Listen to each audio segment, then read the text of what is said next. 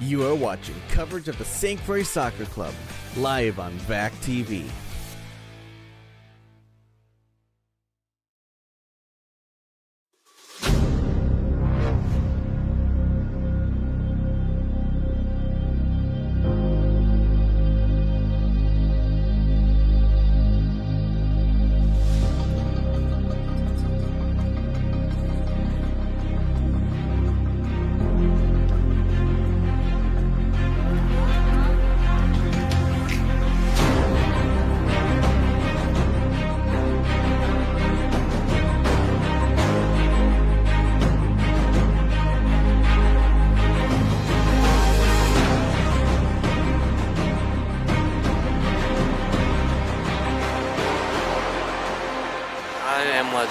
I am legend. I am legend.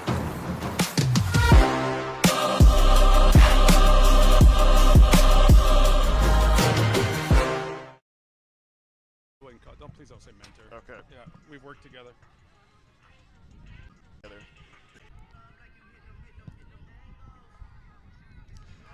Tom Fitzer with Valley Access here with today's head coach today for St. Croix Legends, Jake Smothers. Jake, how you doing today? I'm doing fantastic, Tom. Thank you. Very good to hear. I know you obviously have a lot of coaching experience. This will be your first game as a head coach in this division, USL2. What is that? How is that going to be any different? What do you think of that? I'm here because our head coach Tyler can't make it, and so I'm just filling in as I normally do. To be honest, yeah, nothing's really going to change from my perspective. Okay. And so the head coach of Minneapolis City is Justin Oliver. It's someone you have worked with in the past and pretty extensively. What's it going to be like coaching against him? It's going to be a lot of fun. Justin and I. So Justin is Tyler's twin brother, and Justin and Tyler and I have been working together at St. Croix for probably a decade now. So this is sort of a family affair, to be honest. It'll be a lot of fun to coach against them. Very cool. And then what is the rivalry with Minneapolis City? Like, how has that developed over the years? What's it like now? Yeah, it's this is Minneapolis soccer. This is kind of how we build it. We both came into the league about the same time. We've finished roughly near each other over the last 2 years. We're a little bit above them right now, and it's a showcase of Minnesota soccer at its finest. And obviously we want to win. We want to be at the top of that. So. And then I know the last 3 games have kind of not gone the way you would have wanted them to. What do you have to do as a team to get back on track and get back in the win column? Yeah, man, it's hard. You have to stay focused on what you can control, right? And I think our group feels a little hard done by some of the referee decisions over the last 3 games, and it may have cost us an opportunity to play in the playoffs postseason. Right now, what we have to do is just go out and showcase our talents, be the team that we know we are, let the individuals be who they are, and just have some fun. Very good. That's all I got, so thank you for this interview. Yeah, best of luck in the game. Thank you. This has been Tom Fitzer with Valley Access. Sorry, I walked. Stand by.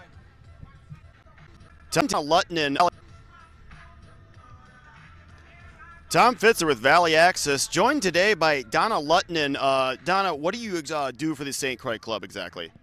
Well, my title is administrative director, but I kind of do everything. I work registrar, finances, communication for all of our programs, the rec programs that start at 3 years old, all of our youth competitive programs, which are 9 to 19, and plus all of our pre-professional teams, including the Legends. Very cool. So obviously it's the 40-year anniversary this year. Like, what does it mean to you that this club's been going for 40 years? Like, what does that mean? I think, St. Croix Soccer is a family. We have a lot of coaches around that have been here for 15 years, 20 years. We have Tim Magnuson, who's been around since the inception of the St. Croix Soccer Club 40 years ago. That type of longevity with a club is unheard of. We have a community, we have family, and that's really important for us. And providing soccer, great soccer in the Valley and beyond. Very cool. So what is the size of the club? Like, how many teams are there? How many people roughly are involved working with the club?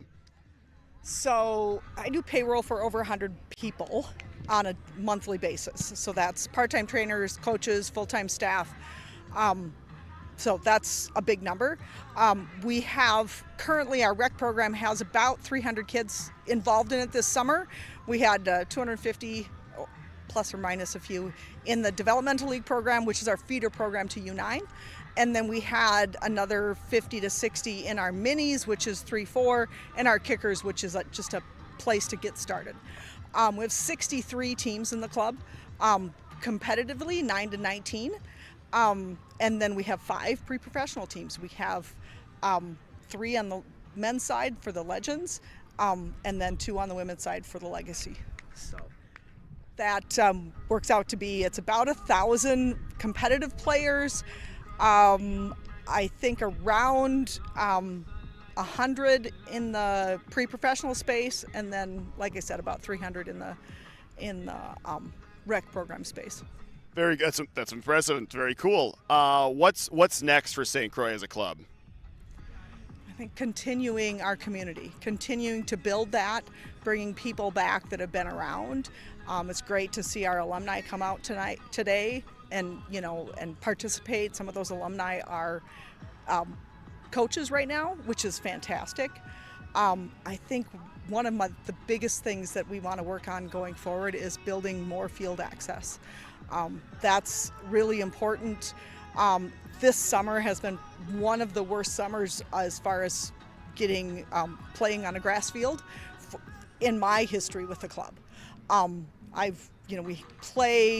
We're scheduled for 350 games in a summer for all of our competitive teams, and I've rescheduled over 200 of those games. So it's just, we need more space for our little kids. We need more space for the full-size fields. We need more turf field space. It's something that the community of the Stillwater area, if you want to call it the Stillwater High School or the Stillwater School District area, but also the St. Croix River Valley, it's something that we need for our youth, for our players at St. Croix, but for everybody, all the other people in the community as well. Oh, very, very cool. And then one last question: what does the teams? Obviously, you have all the teams for the younger kids, but what does it mean? This team is relatively new; it's only been around for a few years. What does it mean to have a team in the division like the USL2 to the club? I think it's really important. It provides another path for our players. There's a lot of kids when they're 19. It's like, oh, I'm going to college. Maybe I'm not going to play anymore. Maybe I am going to play, but it gives them a place to come back to, and then it gives them an ability to continue their connection with the club. Maybe they become a coach. They're going to come. Maybe they come back, and when they have a family. But it gives them an opportunity to continue their skills and their connection with the club, which that continuation has become really important in all of the youth soccer market, where we're able to provide that next step. They're not just walking away and going to college and never playing St. Croix again, never wearing the badge, which wearing the St. Croix badge is really important. Very cool. Well, that's all the questions I have, so thank you for joining me for this interview. Thank you. This was Donna Luttinen with St. Croix Soccer Club, and this has been Tom Fitzer with Valley Access.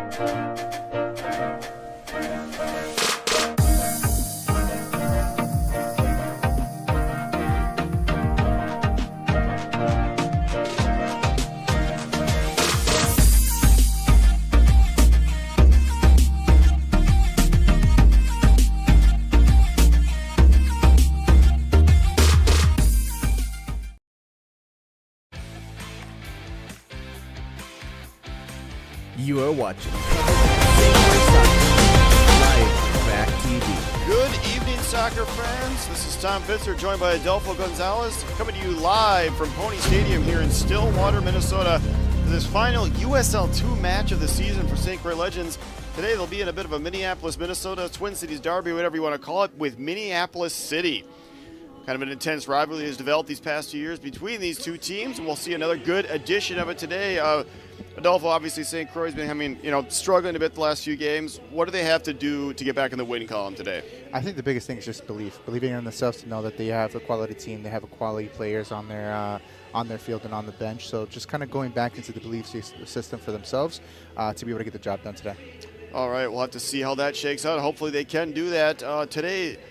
Coach, normally the coach is Tyler Oliver. He is due to his red card cannot be on the bench tonight.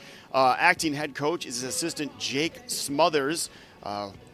Jake Smothers has a long career of coaching soccer, so he should be able to step right in with no issues. That being said, should be a good match today between these two teams. Kind of a warm day. Obviously, if you've been in the Twin Cities area, you are aware. It's about 90 degrees right now.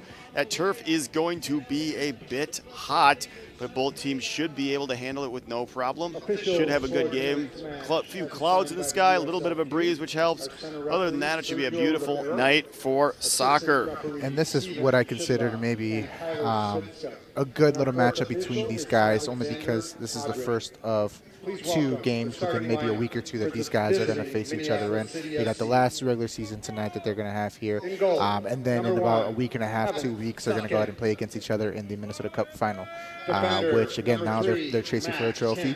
St. Croix Legends looking to be able to get their first one, and I think City maybe they're on to the second or third one. I really don't know. Okay. Yep, familiarity does indeed breed contempt a lot. That will probably be true with these two teams. One game today, and as Adolfo said, another game, I believe it's on the 27th in the Minnesota Super Cup final. St. Croix in the standings right now. Minneapolis City sitting in 5th with 12 points. St. Croix sitting in 4th place with 17. St. Croix had a bit of a slide here. Did lose their last 3 games, not after a blistering start, 7-1 start to the season, and then just kind of fell off these last few games. Hopefully they can get back in the win column today as we see the teams lining up for the starting lineups. We'll have the national anthem here in just a second.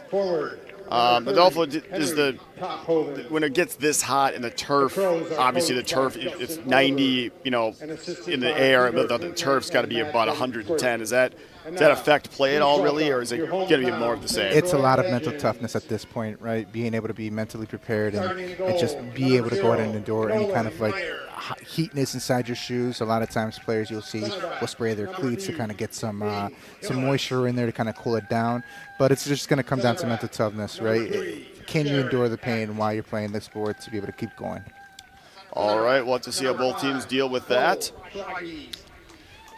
Starting line for Minneapolis City, it's Evan Siefkin, Max Kent, Nick Kent, Jonah Garcia, former St. Croix Legends player Bernarda C.B. Rule, Joey Tawin, Jamison Charles, Andrew Skozinski, Eli Goldman, Isaiah Harry, and Henry Tophoven. Starting line for St. Croix, Nolan Meyer in goal. Those defenders will be Aiden Hillis, Jared Hecht, and Cole Stragi. Midfielders be Luca Contestable, Colton Prater, Stu Sane, Jacob Dinzio, and Carter Cheesfeld. And the 2 attackers today will, as it's been for most of the year, Shea Bechtel and Nathan Donovan. Yeah, what's really cool about this is that this is a Twin Cities derby. And a lot of times you see some players coming in for both teams. I know Luca played for both teams. Bernard has played for both teams. So you see that the market, you're able to have 2 USL2 teams here in the Twin Cities, and it's given opportunities to a lot of great players here locally. All right, as we rise for the national anthem.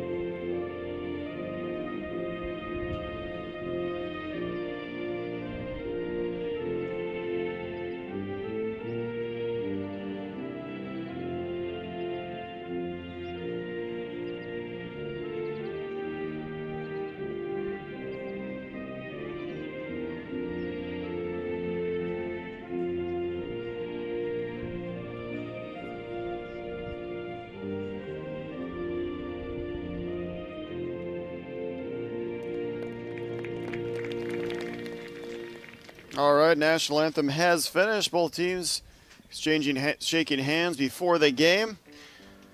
And then they'll get set. They'll go back in their formation. St. Croix Legends most likely be going in the 3-5-2 that they normally have played in the whole year. It does look like that appears to be the case.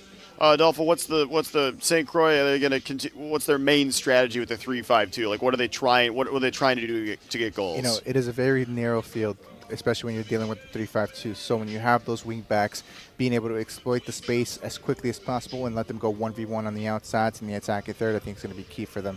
Having Nathan Donovan, of course, being that big number 9 presence, very athletic up top, very clinical when he's up there. Being able to find his feet as he's running, I think is going to be very clinical. The biggest thing is I want to see is the guys in the back three. Usually when what's that one center back player that plays from Gustavus, I believe? Jared? Yep. Usually when Jared is in the back, he tends to hold on to the ball a little bit more than usual, so then he slows down the play. If he is there, or if who's ever playing in the back three, can they go ahead and quickly move the ball as quickly as possible to be able to get up forward, right? All right, we'll have to see how they do that. We'll have to see how Minneapolis City's counters this 3-5-2. Once again, this Twin Cities derby between Minneapolis City and St. Croix Legends from Stillwater, Minnesota. St. Croix now cannot make the playoffs. Their let 3-game losing streak kind of ended that dream. Minneapolis City also can't make the playoffs in terms of their spot in the standings. St. Croix Legends has 17 points right now. Minneapolis City with 12. So they are probably going to sit in those same positions. This game is more for bragging rights, and obviously it's going to be, kind of a precursor to the Minnesota Super Cup final in a couple weeks. No, absolutely. I mean, anytime you're going against each other, this is about pride. This is about bragging rights. This is about who can go ahead and say we are the better team here in the Twin Cities. Hopefully today that will end up being St. Croix Legends. Minneapolis City will have something to say about that. They are in 5th place, but they are definitely not going to take this one lying down. They will be doing everything in their power to walk out of Pony Stadium here today with a win. St. Croix coming off that 2-1 loss to Thunder Bay a few days ago. Minneapolis City is coming off of They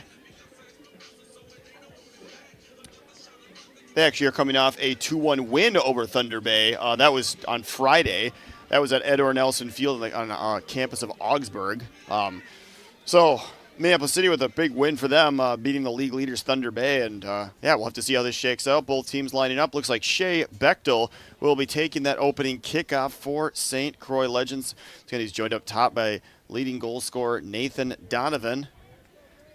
So he'll be kicking it back either the Colton Prater or Luca Contestable. Referee checks the goalies, make sure everyone's ready, checks his watch. And away we go here from Pony Stadium. Colton Prater swings it out wide. Jacob Dinzio in that midfield 5 for St. Croix. Jared Heck controlling the ball.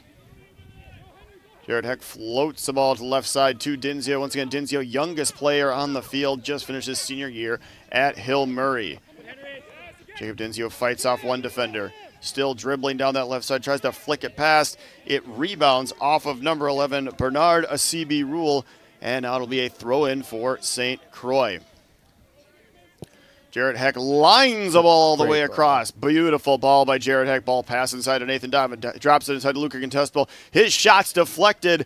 That will go out for the first corner kick of the game. We're not even 1 minute in, and we already have our first corner kick. So that's kind of what I'm talking about, right? Quickly, especially in the shape of a 3-5-2, the field is very narrow. How quickly in the transition can you find your guys on the outside? And Jared just placed a beautiful ball right there on the outside, and finding Nathan Donovan's feet, who was able to go ahead and lay it back quickly and get a shot off of it, and then ended up into a set piece. So those are the things that they got to keep working on. How quickly can they get the ball to the outside, find Nathan Donovan, and have the ability to be able to create, whether he lays it off or whether he takes the ball in stride and shoots. As you just said, you were saying that not 2 minutes ago, how fast can Jared Heck play it? Well, we saw it there. As Contestable takes the corner, the ball's headed free. Yeah, Jared Heck plays a beautiful, like you said, plays a beautiful ball in, and they get a scoring chance, and you end up getting a corner kick off of it. As Siefkin manages to keep that deflected cross inbounds, preventing a second corner kick for St. Croix Legends, not even 2 minutes into the game. Oddly enough, last game, I think Thunder Bay ended up winning the game. I don't think they got their first corner kick till about the 80th minute. It was kind of odd. Like, they were out. I mean, they probably – game was pretty even. St. Croix may have had the better run of play, but, yeah, Thunder Bay, I think they had more goals than corner kicks, which is kind of an odd statistic. But as Siefkin's punt sails into the St. Croix half, Jared Hecht heading the ball down, getting his head nice and low there, heading it back to his keeper, Nolan Meyer. Ball rolled out wide to Aiden Hillis. He chips the ball up, trying to find Shea Bechtel. Ball headed back by Minneapolis City. Sane, heading. Prater charging in, getting his header out wide. But a seal ball here as the ball just keeps getting headed up into the air. It does eventually go out. That'll be a Minneapolis City throw-in here in St. Croix's half.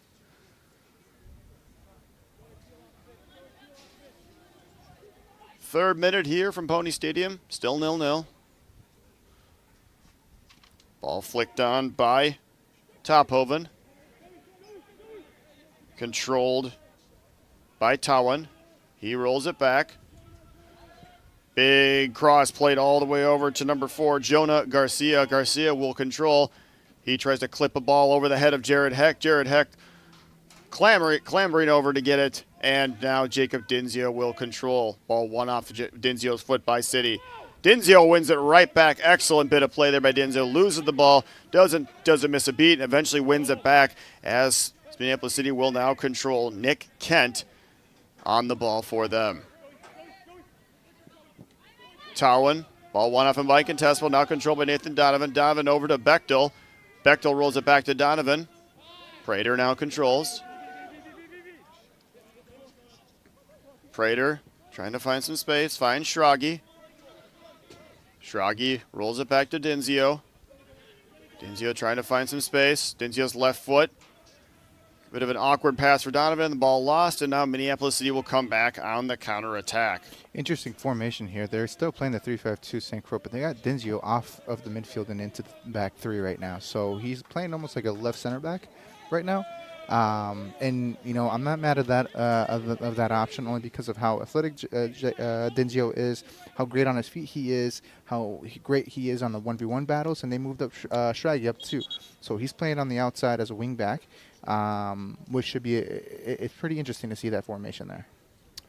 Interesting, yeah. It does seem like an interesting formation. Yeah, it looks like Schragi pushed up a little bit. Dinzio dropped a little bit deeper, as Dinzio's throw into Donovan goes right back to Dinzio. City wins possession. Prater charging, trying to defend.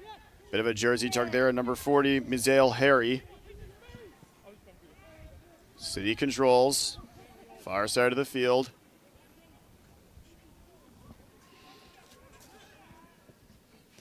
City clips the ball in over the left-hand side. It's going to be just a bit too far, and that'll be a goal kick for St. Croix Legends.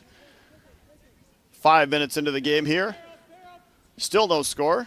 No real scoring chances yet. Both teams kind of feeling each other out, trying to figure out a way past each other's defenses, get that early lead in this Twin Cities derby. Nolan Meyer to put the ball back into play. Twin Cities derby with two sets of twins coaching each one of them. That is another interesting part.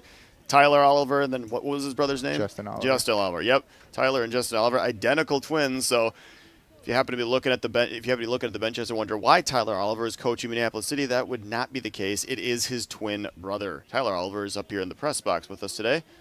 He'll be joining us at halftime for an interview about the season. So if you want to stick around and watch that, be more than happy to have you. As Hecht controls.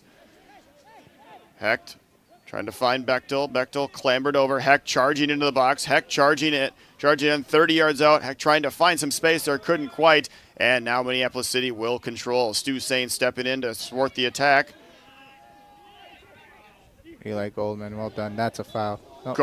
Goldman spinning away from a few defenders. Then a foul called on City as St. Croix will restart play quickly.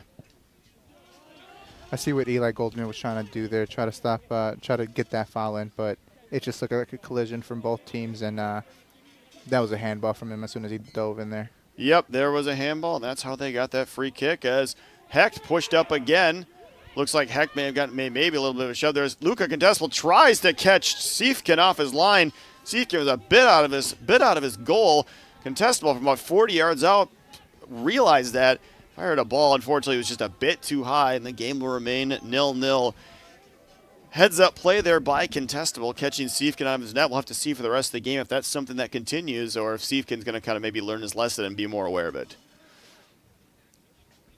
City now with a goal kick.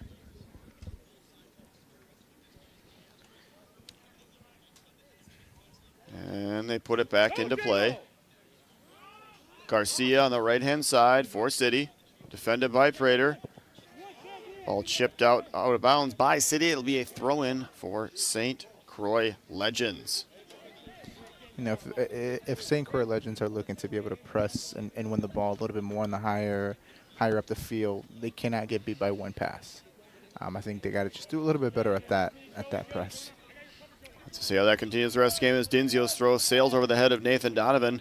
City plays a ball back into the St. Croix half. Ball goes out wide to Eli Goldman. He charges to the middle. Hillis defending him. Phil trying to kid him to his left foot. Hecht with an excellent tackle, tapping the ball off of Goldman's foot, knocking him over. No call as it looks like Teesfeld tried to find Shea Bechtel charging on the right-hand side. Couldn't quite, and it looks like it will be a goal kick for Minneapolis City. That was a great tackle there from Jared. Just an absolute great tackle, patience there, waiting for the separation between the attacker and the ball and being able to poke that out without committing a foul. Hillis also doing a good job not giving Goldman that initial shot with his right foot. Mm-hmm. And then Hecht obviously coming in to clear it out. As a big ball played over the top. Meyer comes charging out of his net. He beats Goldman to the ball and sends a left-footed blast out for a throw-in. Heads up bit of goalkeeping there by Nolan Meyer, as you were just saying, Adelpho. St. Croix not got beaten that one pass, and it looks like they almost just did there. Yeah, and it's just catching them off guard. And right now the front two guys for Minneapolis City, they're doing really well in trying to break the lines by making those vertical runs or even just being a little bit direct. And then just making sure. I mean, we've seen Garcia put that ball in there a few times off of a run of Goldman. So they're going to be a very, very direct team. Minneapolis City with some raucous fans making some noise here as they get their first corner kick of the game. Looks like Henry Tophoven to take this one. Left-footed in-swinger. Hecht with another inspired piece of defending there to force the corner kick as we're in the 10th minute here from Pony Stadium. Still 0-0 in this USL2 Deep North matchup. Once again, final regular season game for both teams. Both teams kind of locked into their positions in the stands they'll be in as the corner comes sailing in. Looks like City player Rose. It flicked off his head. Goes out for a goal kick. So far, neither team able to find a way past the other one. Still kind of feeling each other out. Minneapolis City looks like they're trying to play a bit more of a direct route at times, as we saw with that ball that Nolan Meyer had to come out and charge and get. But St. Croix kind of a bit more patient, trying to work it towards those wings, trying to find, maybe work it into Bechtel and Donovan, have them spray it out to the wings. We'll have to see how that continues the rest of the game as Meyer's kick sails over half field. Donovan flicks it out wide to Schragi. Now City with it. Contestable almost won it off number 24, Nick Kent's foot, but now City will go back on the attack as Hillis is chased by Harry. Hillis just managed, only thing he could really do there was get the ball out of bounds. At least it was up near half field, and City will re-interplay with a throw-in. City with a cross ball over to Garcia. Garcia chips the ball in. He finds Goldman. City clamoring for a handball. Ref did not give it. Charles sprays it out wide to a CB Rule. Rule plays it in. Tophoven. One back by St. Croix. Schragi. Schragi trying to play up that line to Nathan Donovan. Nathan Donovan took a knock in the back from Jonah Garcia. That'll be a free kick for St. Croix. Yeah, as both teams are playing, they're both trying to assert dominance over each other, whether that's in the physical battles, whether that's the 1v1 battles, both attacking and defending, and just trying to figure out who's going to be the team that's going to deliver the first blow. So throughout the entire game, there's going to be a lot of little mini battles throughout it, whether it's aerial like that or just the 1v1 battles throughout the entire pitch.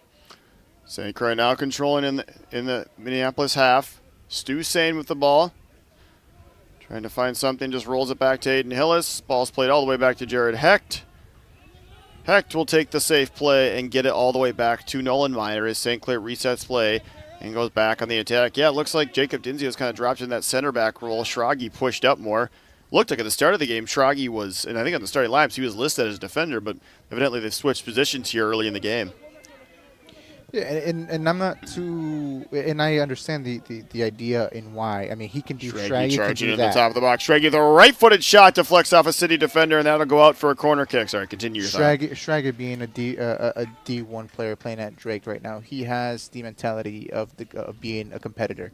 So when he gets the option to be able to go forward and break lines, just like he did right there. Now, Jacob Dinzio, a little bit similar profiles to Schrage. I think I like his defensive duties. I've seen his defensive duties throughout the entire season, how quickly he's able to defend quickly, recover defending, and just be able to beat somebody 1v1 despite being the youngest player on the field. Contestable's corner kick headed away by City as St. Croix will now look to put the ball back into the box. Dusain with a lofted ball in, headed across by Schrage. Heck trying to find heat, gets it back to Donovan. Donovan's shot, but waist high just to the right of the goalkeeper, Siefken. He stops it easily, controls the rebound, but we see City there. Once again, Nathan Donovan involved, showing his link-up play. Sorry, that was Hecht. Hecht was pushed all the way up there, showing his link-up play abilities. He dropped it back to Donovan, and Donovan just didn't quite get the ball in the net where he wanted to. And it was an easy save for Siefken, but St. Croix is on the attack as Prater controls. Prater to Donovan. Donovan trying to weave his way through the defense. Back to Contestable. Contestable trying to find Prater across the top of the box. He eventually does on a header. You don't see that much from Nathan Donovan missing or not putting that ball in the back of the net, especially when he's inside the 6. So maybe there was something a little bit off balance. The ball just didn't come off his foot correctly onto his preferred foot. Usually when Nathan Donovan does get a shot on top of that within that 6-yard range, he will put that in the back of the net. Generally speaking, that's what you're going to see if Donovan just didn't quite get what he wanted. But as City comes back on the attack, 3-on-3 opportunity. Dinzio defending Dinzio with an excellent bit of defense, stopping Harry.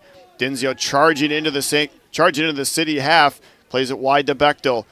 Bechtel trying to find Donovan. Ball deflects off a Minneapolis City defender, and now Stu Sane will control about 40 yards out. St. Croix with a bit of pressure here these last 5 minutes. Hopefully that can lead to a goal. Ball crossed in by the D3's assist leader last year, Carter Teesfeld. Nobody could quite get on the end of that. That was a dangerous ball. We're seeing a lot of good play here from St. Croix Legends in the last few minutes, as Schrage will control in his own half. In the interchangeability that both Schrage and Jacob Dinzio are having is going to be something that's to at least watch and note from them, as they can both play that wing back or even that third center back in the back. And both of them have very similar profiles. I mean, you saw there in the last play, Dinzio being able to beat off 2 guys off a dribble and be able to play the ball over to the guys on the outside to CT. So, I mean, again, very similar profiles. They're good players. Always a bit of an advantage when you can just interchange guys like that, give a different look in the attack, or give a different look in the defense. Right now, Dinzio dropped a little bit deeper, and again, he's showing he's a one of the better all-around players in the field for either team. He's got attacking prowess, he dribbles, he passes. As you can see, he plays defense. As Prater, with a nice flick over his head, looks like he got knocked over. No foul given, and City will control in their own half. Well done. Excellent bit of individual play there as a ball sprayed down the line to Goldman. Heck defending Goldman. Looks like Heck got his arm extended a lot there, but no call from the referee. Not a lot of fouls called so far in this match. Referee content to let play continue. A bit more intense match as is a derby match. City with that was an unfortunate bit of play there as Henry Topopen fires a left-footed bullet. Looks like it hit the turf and just hopped over a diving Nolan Meyer. Looked like Meyer had it covered.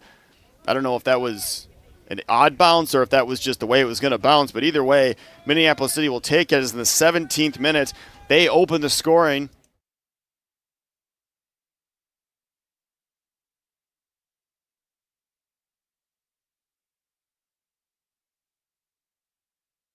Hopped right over him, and that will be the first goal of the game.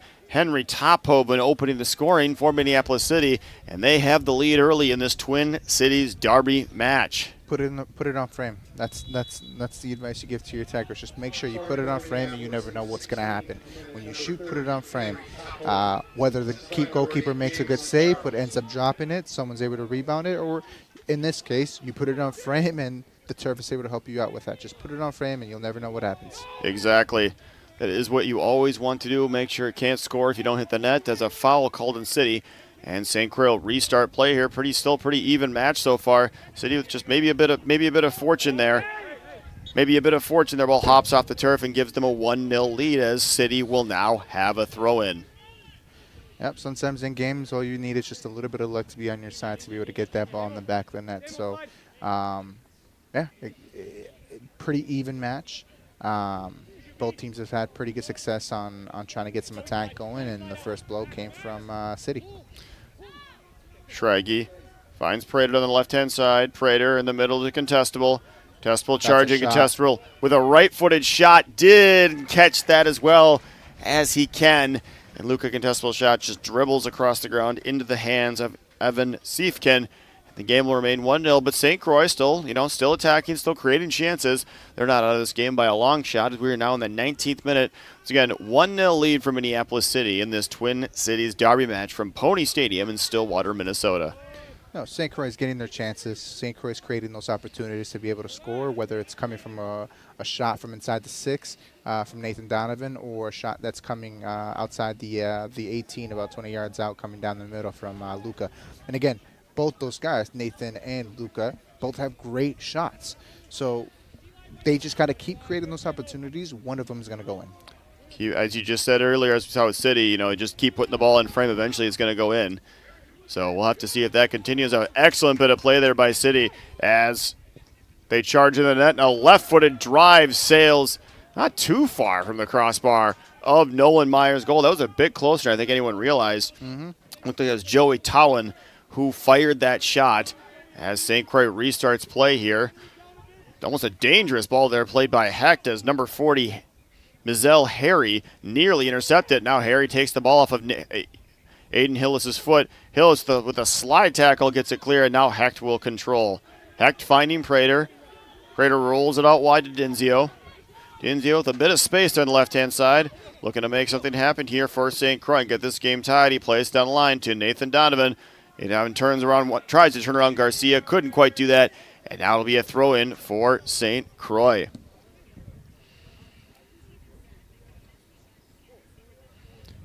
Schrage to throw it in. Finds Donovan. Schrage taking on a CB rule. Schrage clips the ball to the back post. Teesfeld there. Teesfeld overhead kick into the middle. Headed out. Contestable. Oh, almost with a half volley. He struck it well, but a City defender was right there to snuff out the danger. Again, St. Croix still getting those chances. They're getting shots in the box. Just nothing has clicked quite yet as we've played 20 minutes here. Still 1-0 to Minneapolis City as they will get a throw-in. And the key right now for St. Croix is to not get frustrated. You're getting the opportunities. You're getting the ability to be able to get inside the box and be able to score. Have some patience. Trust the process. Keep playing your game. Don't get frustrated. It's going to come. So we heard that from we heard that exact sentiment from Coach Jake Smothers in the pregame interview. Like you just said, we just got to play our game and continue trusting the process. It will work, and you have to feel that. I don't think St. Croix can be kept off the score sheet entirely this game. They're just getting too many chances, at least so far. So as City controls, Tophoven, the goal scorer, plays it over the top. Hillis just glances a header back to his goalkeeper Meyer, and he'll restart play here for St. Croix. Meyer looks like he's just going to boom a punt up. Sends one high into the Stillwater evening air. Bechtel flicks it on. Donovan trying to flick it out wide to Schrage. And now City will control. A CB rule. Ball deflects off of Schrage, or looked like it did. Throw in for St. Croix instead. Linesman judging that. Went off a City player last. And now Stu Sane will restart play. Stu Sane down the left-hand side. Stu Sane finding Schrage. Back out wide to Sane. Sane trying to hit a right-footed cross into the box. Didn't catch much of it. And even Evan Siefkin comes out to collect easily. He'll restart play by rolling it out to number 4, Jonah Garcia. Garcia clips the ball in. Trying to find his teammate up there. I believe that was Mizel Harris.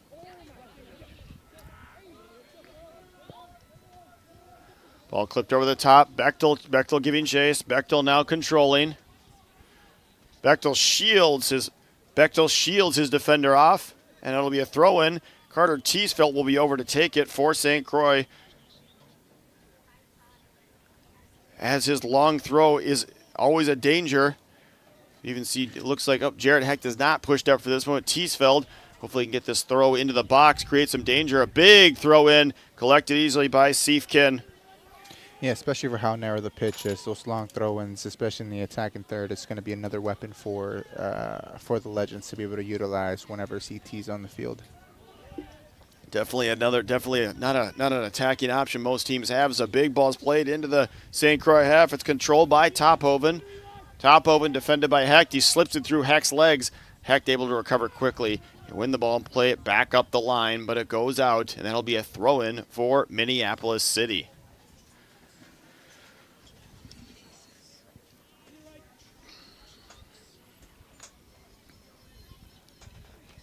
Couple bodies falling over there. Harris controlling. Tries to spin past Hillis. He does. Hecht shields him off. And it looks like there was a bit of confusion. Hecht thought it went off a City player. Shielded off for an apparent goal kick, but it was judged to have hit a St. Croix player last. And this will be the second corner kick of the game for Minneapolis City.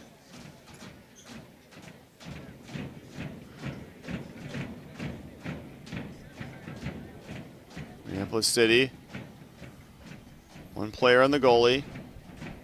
Arm drops, and an in-swinging right-footed cross comes into the back post. Harris plays it back across. Tophoven with a left-footed half volley. Have to think that was probably maybe a set play. Cross the ball deep. Harris heads it back across. Tophoven getting that dangerous left foot on it.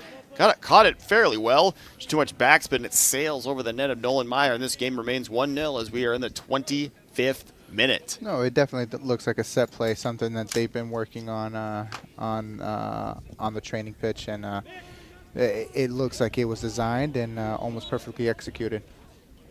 Nathan Donovan judged to have fouled the player, getting that header off. As City restarts play quickly. Goldman dribbling through the middle, flares it out wide. Left-footed cross to the back post. Tophoven looked for a second there like he was going to attempt a bicycle kick. Couldn't quite get the angle right as he plays it. Now is CB Rule charging into the box, defended by Schrage. Schrage with an excellent bit of defending at the last second. As CB Rule looked like he was either going to pull the trigger on a shot or send a dangerous low cross in. Schrage, the ever alert Cole Schrage, getting his foot on it, clearing it out, and that'll be another corner kick for Minneapolis City. It looks like Henry Tophoven, the goal scorer, will be the one taking it. Left-footed, looks like to be an in-swinger.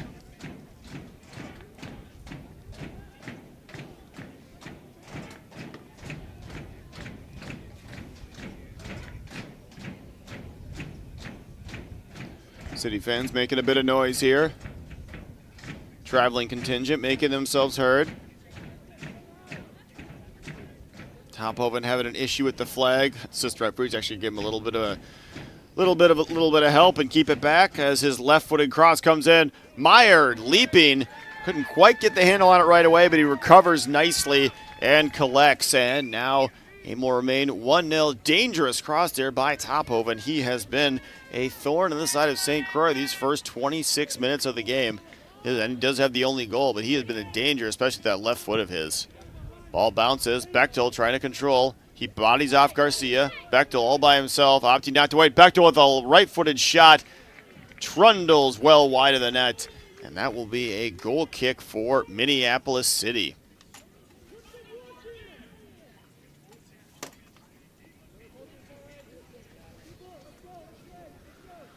Still 1-0 here at Pony Stadium. Minneapolis City with the advantage. A 17th minute goal by Henry Tophoven, his left-footed drive, bouncing off the turf and over a sprawling Nolan Meyer. And that is the only goal so far we have as City controls in their own half. Max Kent Sends a ball deep down the wing, finding number 2, Andrew Skaczynski. Skaczynski controls, clips the ball in, finds Goldman, and his knock back to Mizell Harris ends up being half volleyed into the net. Excellent bit of play there from Minneapolis City, and they're rewarded with a second goal of the game. That one coming from number 40, Mizell Harris. Skaczynski crossed it. As you can see here, perfect cross in. Goldman, maybe not intentionally chested it back, but that's how it worked out. And then Harris, with an easy half volley from about 9 yards out, booms it past Meyer. It'll be a 2-0 lead for Minneapolis City here. So we are not even 30 minutes into the game. Not exactly the start St. Croix was looking for. When they were having their success earlier in the year when they had that 7-game winning streak, it seemed like they were up 2-0 about 20 minutes into every game, and that just hasn't been the case lately. Yeah, I think the biggest thing right now is just trying to be able to get out of the half here, to be able to kind of go back into the dressing room. Both teams are getting opportunities. I think by now, 30 minutes in, they both had about the same amount of opportunities. The only difference is City is able to put the ball in the back of the net with those opportunities. So can St. Croix here figure out how to put the ball in the back of the net with the opportunities they create, just like City? Hopefully St. Croix can't get frustrated and try to force stuff as Dinzio sends a long left-footed ball trying to find Donovan. Ball headed back, and Siefkin will grab it as Nick Kent was the one who headed it back to him. City so far able to deal with this defense. Ball played in the middle. Contestable stepping in, winning the ball. Prater now contests. That's Stu Sane. Out wide to Teesfeld. Teesfeld defended by Skaczynski.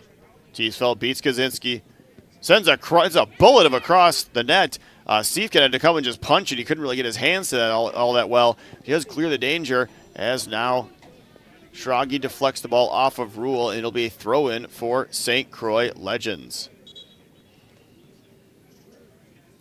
We are going to have a substitution here in the 29th minute. Looks like Ramsey Oro Akondo is coming on. Looks like Jared Hecht's going to be leaving the field. I have to imagine that's due to Jared Hecht did miss the last game due to injury, and I have to imagine that is why he's being taken off. Probably thought, started him, see how long it could go, and we found out the answer. It's about 30 minutes into the game. Hecht, dangerous. Played some good link-up play in the attack today, but his day is over 30 minutes in as Ramsey Oro Akondo enters the game. He'll be in the center of that defense for St. Croix. Aiden Hill is controlling 30 yards out.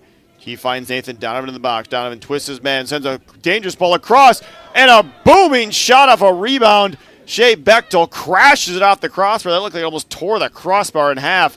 Just a bit of bad luck by St. Croix, and it remains 2-0. Shea Bechtel, one of the first people you think of that you want to get an opportunity like that. Normally he would bury it. He did everything but put it in the back of the net. And see, that's the difference of tonight. Right, that is right there the difference of tonight. Right now, you had 2 shots within the 6-yard box from both players. You're both number 9s. You have Bechtel and you have Nathan Donovan, and they just could not put the ball in the back of the net. They do that. That's 2-2 right off the rip. Just a bit of bad luck, as you just said, and still remains 2-0. Bechtel controlling. Looked like Jacob Dinzio had a jersey pull there, but he played the advantage. A big booming ball into the St. Croix half. Aiden Hillis will just head it back. Nolan Meyer will control and restart play by laying it off to Oro Akondo.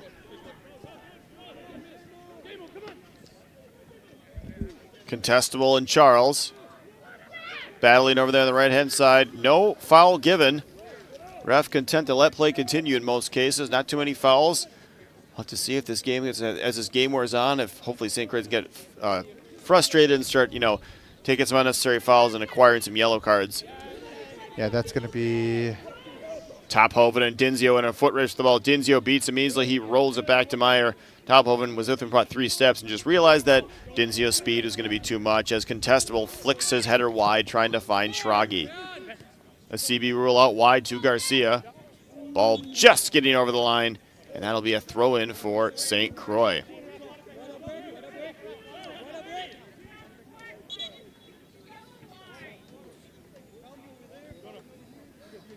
Minneapolis City fans disagreeing with the call going out of bounds, and it looks like about 30 in the 32nd minute. Due to the heat, it looks like we're going to have a water break here. It'll be a couple-minute break. That does happen when it gets this hot. First time this year we've seen this, so both teams will take a minute or so. Both teams take a minute or so, get some water, probably get some instructions from our coaches, and then we'll restart play here.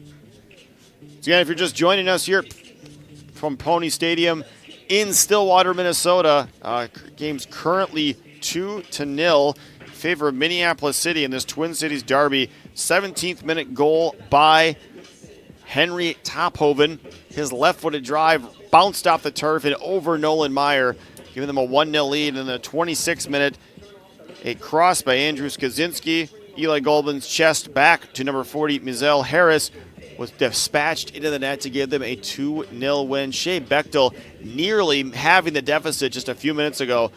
Ball in the box, 8 yards out. He side-footed it, did everything right, and it just crashed off the crossbar. I think the crossbar would still be shaking from that one. He got all of that, just couldn't. Again, it's an inch lower. It just rebounds off the crossbar and goes in, but not quite what we have. And the game remains 2-0. No, absolutely. I think the biggest thing right now, the biggest difference is one team is taking their opportunities and putting them back in the net. The other team is creating opportunities but just being unlucky. So that is the biggest difference right now in this game. And hopefully in the next 15 minutes, they're able to go ahead and figure that out and be able to put that ball in the net. So I think the next goal is going to be very important for both teams. St. Croix needs this goal to be able to stay within the game and keep this game within reach. And then City, they want to pull away as quickly as possible. So that third goal is going to be very important for them. Hopefully St. Croix finds a way past Evan Siefkin. So far, nothing has, and he's got his clean sheet going so far. 30 was at the 34th minute. Obviously, a couple minutes to be added on in injury time by the official. Looks like play is going to restart here in just a second. It'll be a St. Croix throw-in on this near side of the field here to the booth.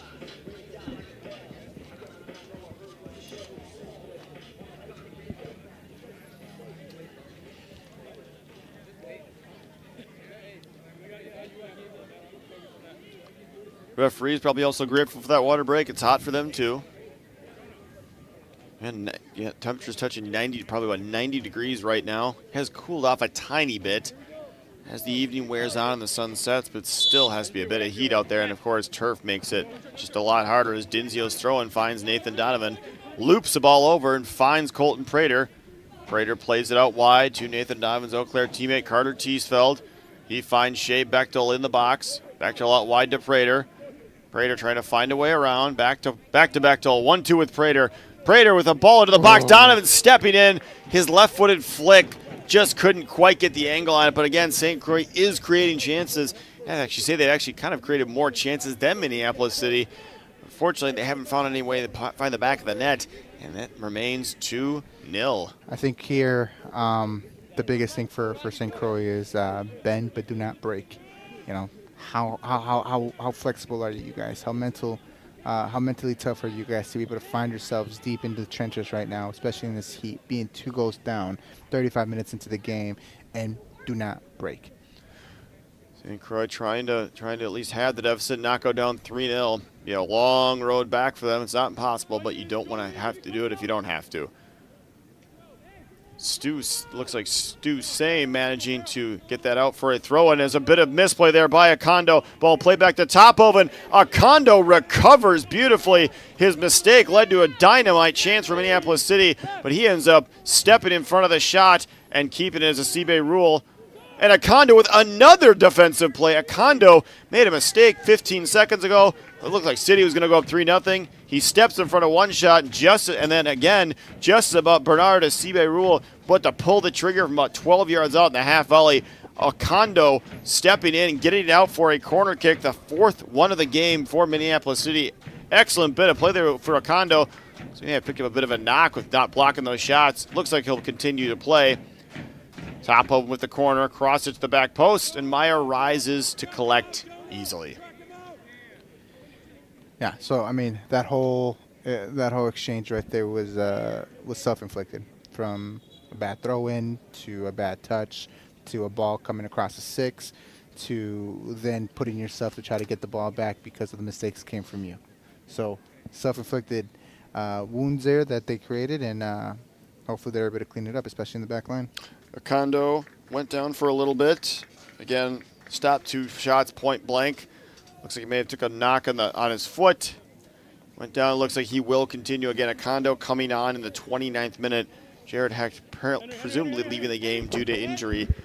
Generally speaking, you don't want to replace a player with someone who's injured, and then also that player gets injured. Don't want to have to burn substitutions. Dinzio tries to boom a ball over the top. Couldn't quite find Nathan Donovan. And Siefkin will collect for City.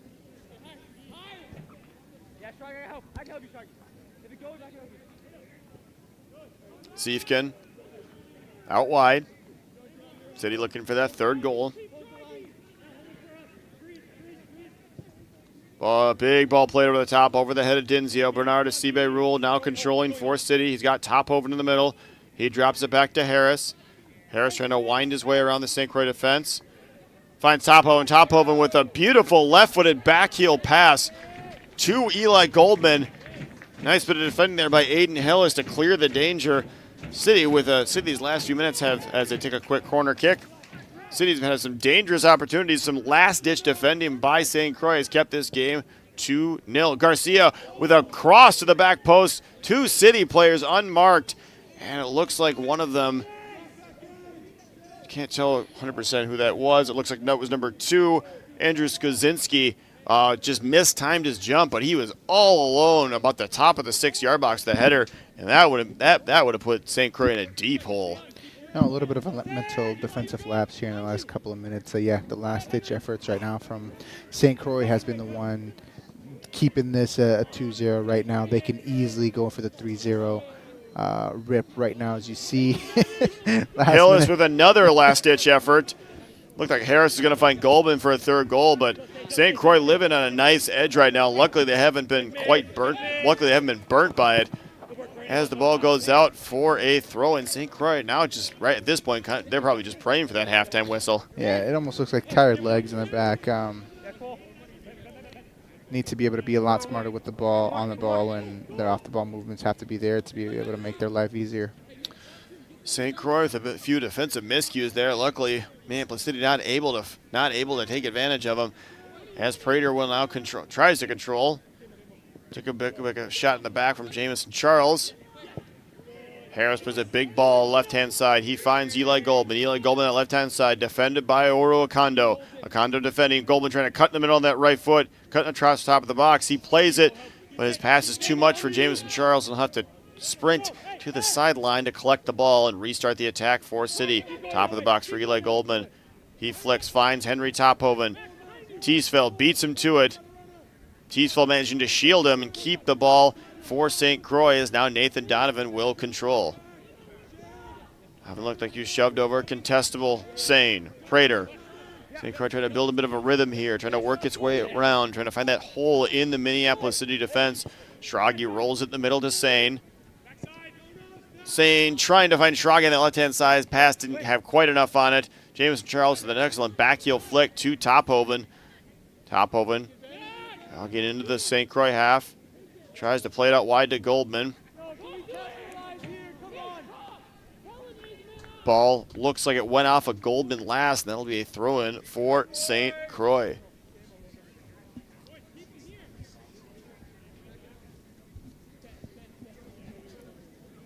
So Teesfeld will be taking this throw-in. Teesfeld with that long throw, throwing their own. He's just looking to get this, try to get it into the Minneapolis City half, as we're in the 41st minute. Still 2-0 to Minneapolis City here from Pony Stadium. Donovan dropping deep, trying to control. Hillis stepping in at the last minute, clearing that out wide. Now Dinzio controls. He's defended by Harris. Harris wins it off Dinzio. Contestable, clipping it over the top, trying to find Donovan. It's a bit too far. That'll be a throw-in for Minneapolis City.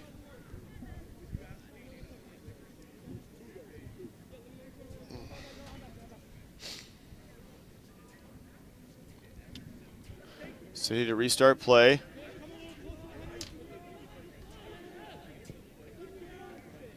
Hillis's header now flicked on by Prater, controlled by Contestable. defended by Towan. Towan knocks over contestable. Will have a free kick here for St. Croix. Probably about 4. They restarted quick. Contestable rolling it across. Prater will control for St. Croix. Schragi trying to find a way around. He finds Sane. Rolls it over to Contestable. Contestable in the middle to Bechtel. And this is what they got to. This is what they got to do. They have quality to be able to knock the ball around, keep finding each other's feet, and keep working the ball up the field to be able to create some opportunities. Whether it's something like this, where you might have to get a little scrappy off of a missed ball.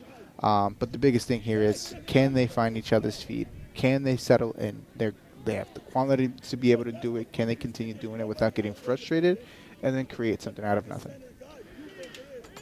Bit of a missed clearance there by Minneapolis City, but then a foul on a City player gives them a free kick in their own box. 43rd minute of play here. Again, we're probably going to have a bit more injury time than normal, as there was that water break at about the 30-minute mark. You have to imagine, assuming there's going to be another one about partway through the second half. Temperatures have touched over 90 degrees today here in Minnesota. This turf is awful hot. Prater plays the ball in.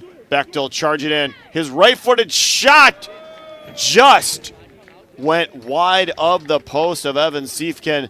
Beautiful ball there by Prater. Bechtel charging after it. Got a right-footed shot. Got it across the box away from Siefken, who was covering his near post. The ball was just a bit too far. St. Croix continuing to create chance. That did not miss by much. Yeah, just a little frustrated, right? How many opportunities have they had? At least 4 or 5 opportunities that were pretty clear chances, and just not seeing the ball hit the back of the net, I think it's the biggest thing. Very frustrating. Now, once they find that first goal, I think that's going to break the seal, and I think with the opportunities that they're creating, they're going to just keep going, and the game might be interesting in the second half. Hopefully that's the case as the ball goes out for a throw-in for St. Croix. Contestable to take it. Flicks it back to Denzio.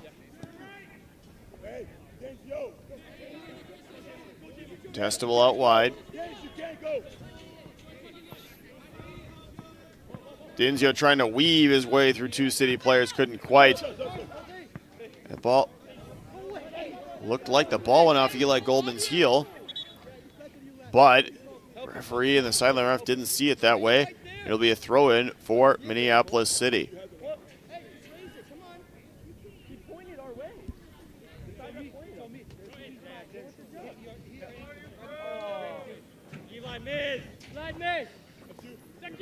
Denzio heads back up, flicked on by Schragi. Donovan trying to control it. Donovan collides with the City player. He may have taken a knock in a sensitive area. Big booming ball played up. Skozinski on the left-hand side. Defended by Teesfeld. Defended still by Teesfeld. Rolls it across to Harris. Harris trying to work a shot. He does. Couldn't quite get enough on it. Nolan Meyer is alert to make the save and keep this game 2-0. So we're about to finish the first 45 minutes of play here. Be some injury time added on. You know, the biggest thing and the biggest difference every single time I see Minneapolis City creating these chances, and it's a 2v2, 3v3 on a quick attack and transition, it always feels like they're going to score. It always feels like they're going to put the ball in the back of the net. And so something has to happen here with St. Croix to make him feel, or make us feel like something's going to happen. Oh.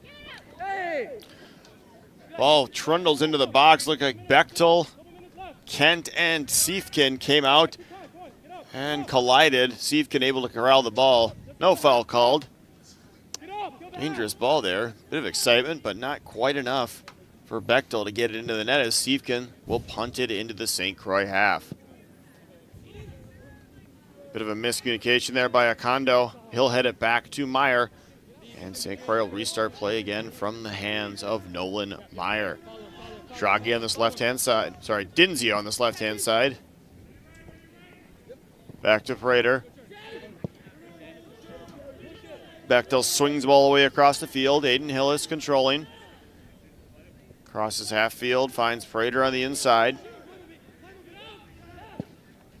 Kondo trying to find Schragi. Now Bechtel. Bechtel, Sane, Prater. Prater, trying to find Bechtel in the middle there. His pass just didn't have quite the accuracy he was looking for.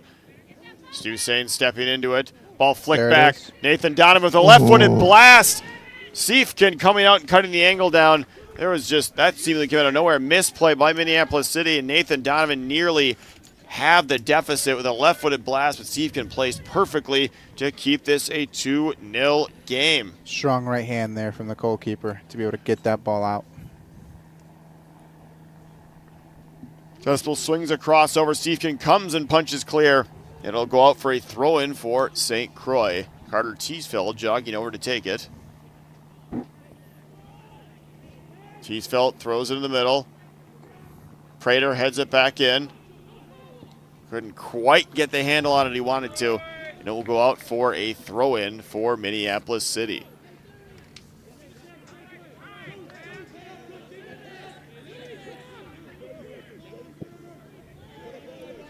Sain wearing the captain's armband finds Dinzy on the left-hand side.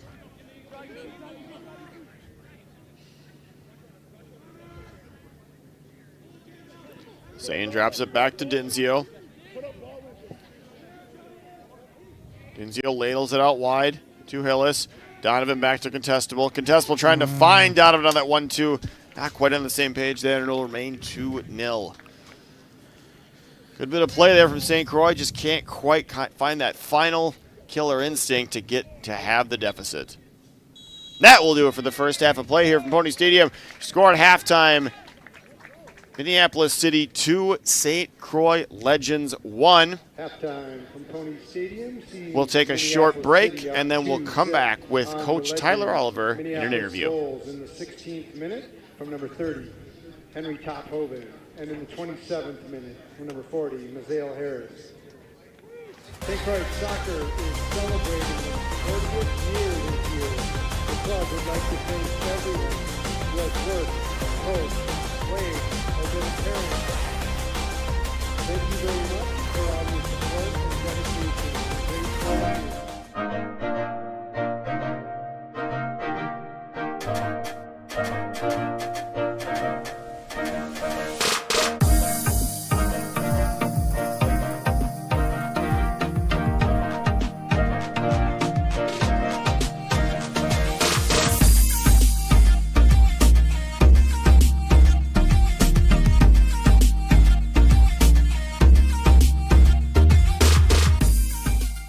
Support from local community sponsorships make a lot of our programming possible, including our popular coverage of Stillwater Pony Sports. Sponsor school programming,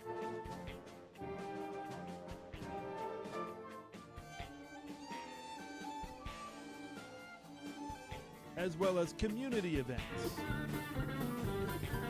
Support local community organizations and their events by sponsoring our coverage or donating at our website, vactv.org.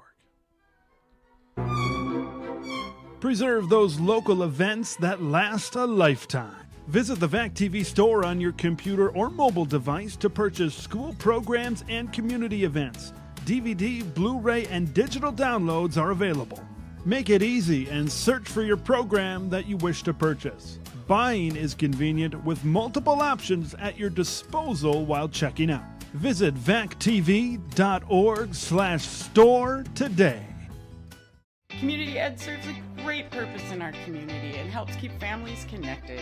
Community education has something for everyone. I really love watching the kids improve.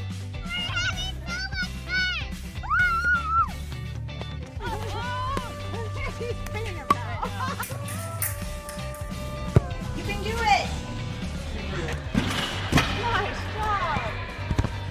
Come and see us at Community Ed for a good time for kids and families.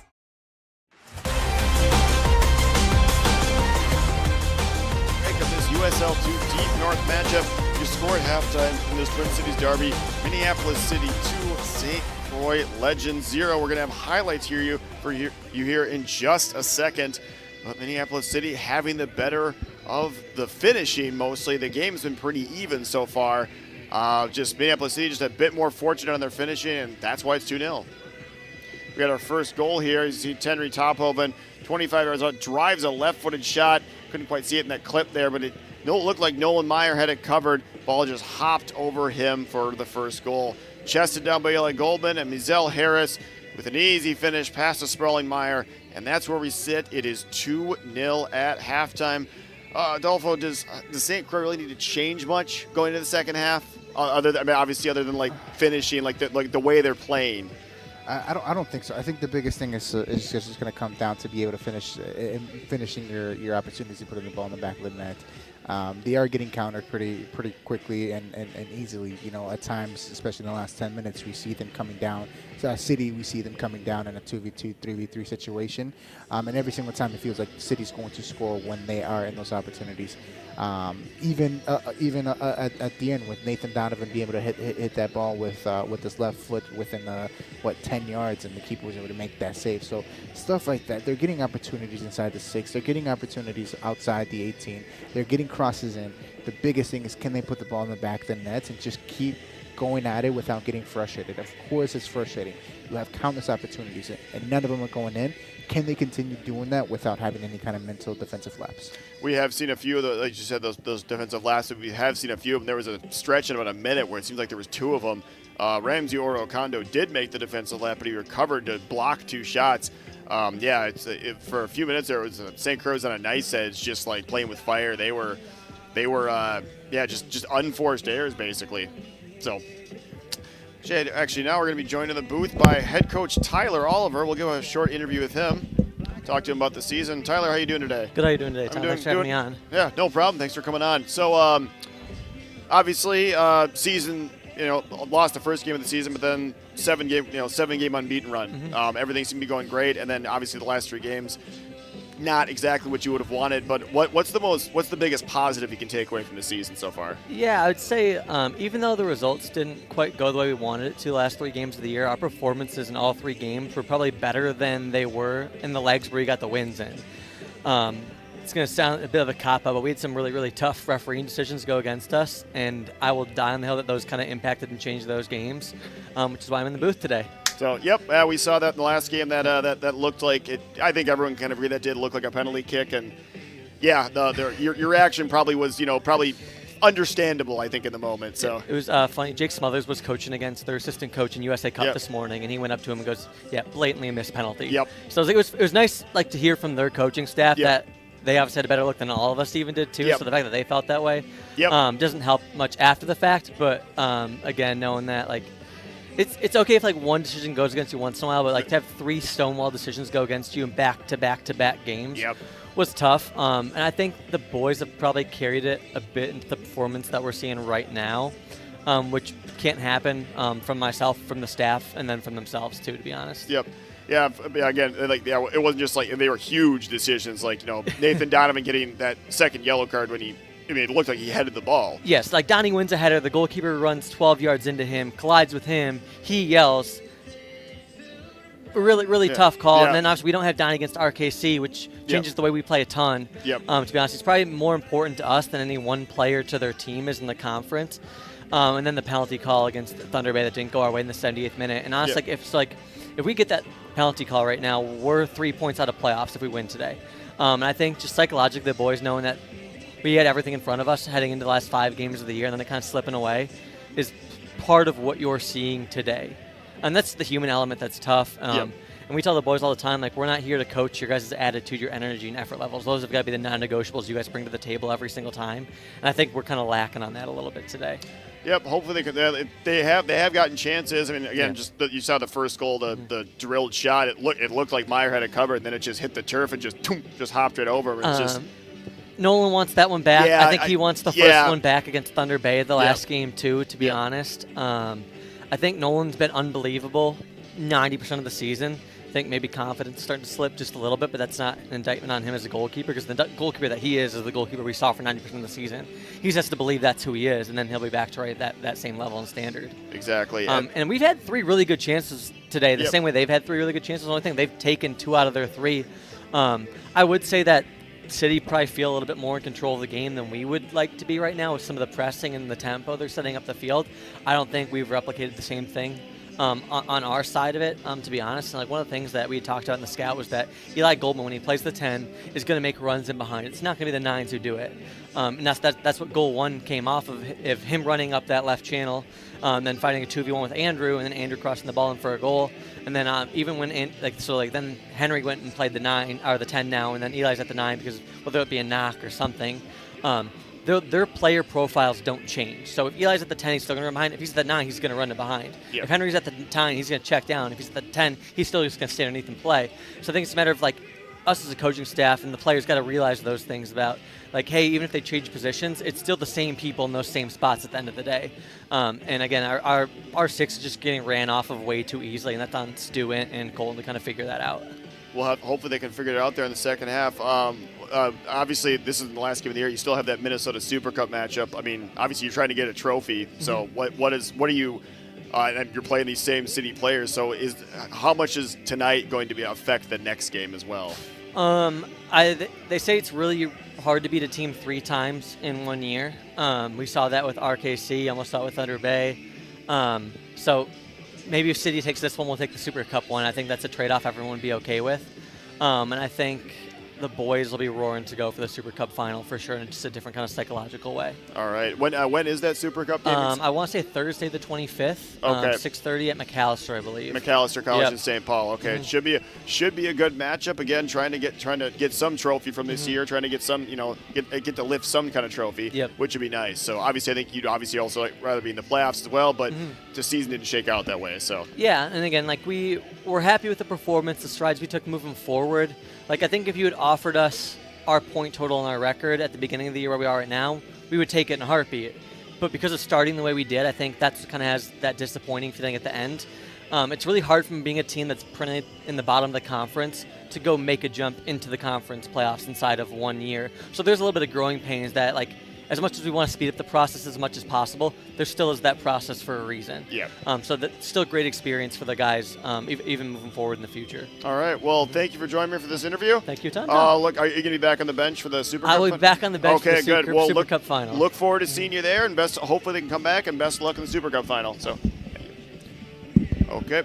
That was head coach Tyler Oliver, not on the bench today due to a red card in the last game, but he was nice enough to join us in the booth for an interview.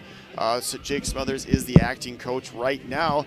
Yeah, interesting, Adolfo, interesting introspective on the season that you get from the head coach. No, absolutely. Loved everything that he said. Loved his way of viewing things and the way he puts things into perspective, and I couldn't agree more with everything he said. Yeah. So, yep. As you heard, I believe, as you said, it's Thursday the 25th. I believe. You can check. There's a Minnesota Super Cup website you can check if you want to find the exact date. But that will be at McAllister College in St. Paul. It's a beautiful stadium they have there. Once again, that Minnesota Super Cup final will be these same 2 teams, St. Croix Legends and Minneapolis City FC.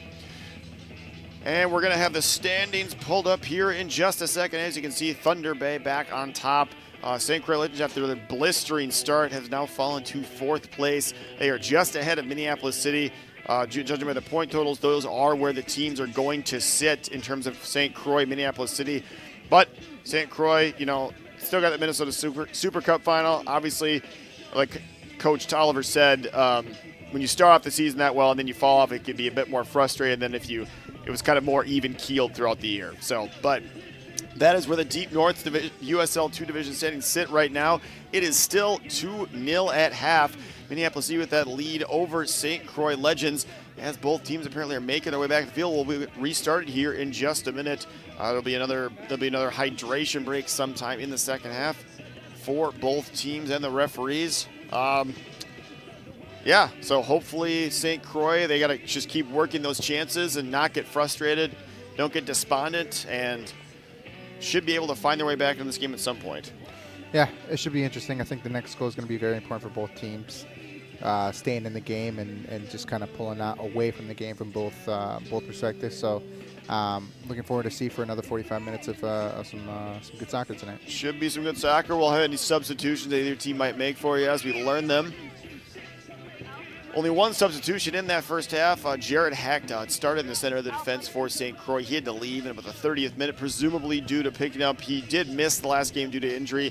probably a little re-aggravation of that injury. Ramsey Oro-Okondo ends up entering the game in the center of the defense. We'll have to see what the team looks like for both sides. Goals in the 17th minute from Henry Tophoven, and in the 26th minute from Mizael Harris is the difference in this game so far.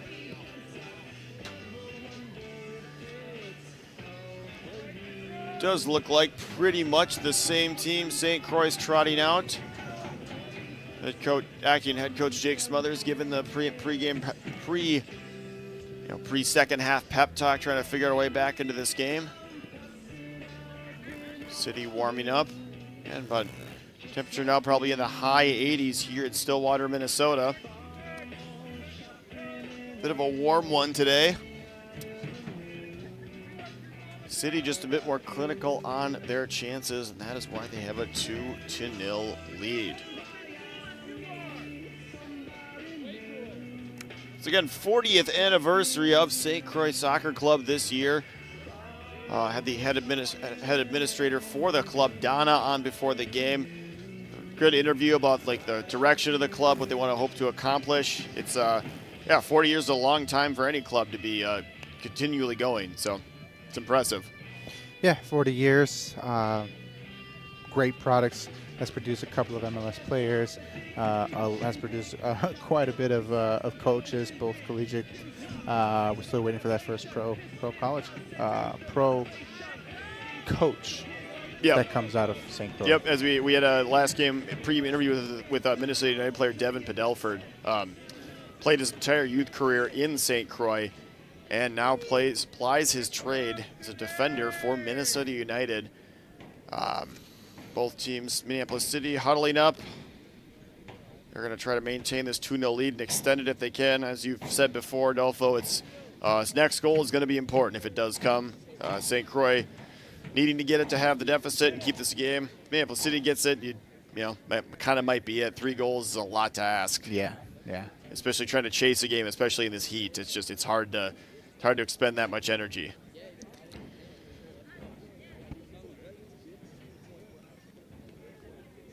All right. Looks like Eli Goldman, the restarting play here for Minneapolis City. Ref checks his watch, and we're going to get started here with the second half. As Kent booms a ball at the right-hand side, trying to find Bernardo CB Rule. Jacob Dinzio now pushed back up as Schrage looks like he's dropped back to his more customary left back position. Minneapolis City into the play, restarted. Roll it all the way back. Nick Kent sends a ball deep into the St. Croix half, but it goes out, and it'll be Cole Schrage to take the throw-in and restart play.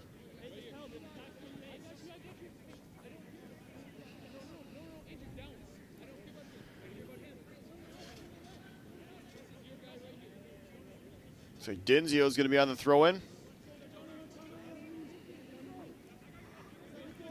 Dinzio finding Nathan Donovan. Donovan trying to find his way around, but he can. Eli Goldman now controlling. Dinzio steps into a ball, clambers off of Goldman, and now Dinzio will restart play with a throw-in. Nathan Donovan, header up by Bechtel, contestable, trying to hit it with the outside of his left foot. Over to Bechtel, couldn't quite do it as Okondo will head back up the field. The CB Rule finds Goldman in the middle. Goldman driving. He looks out wide, finds Skaczynski. Skaczynski sends a cross into the box. It's a bit too deep, and it'll go out for a goal kick for St. Croix.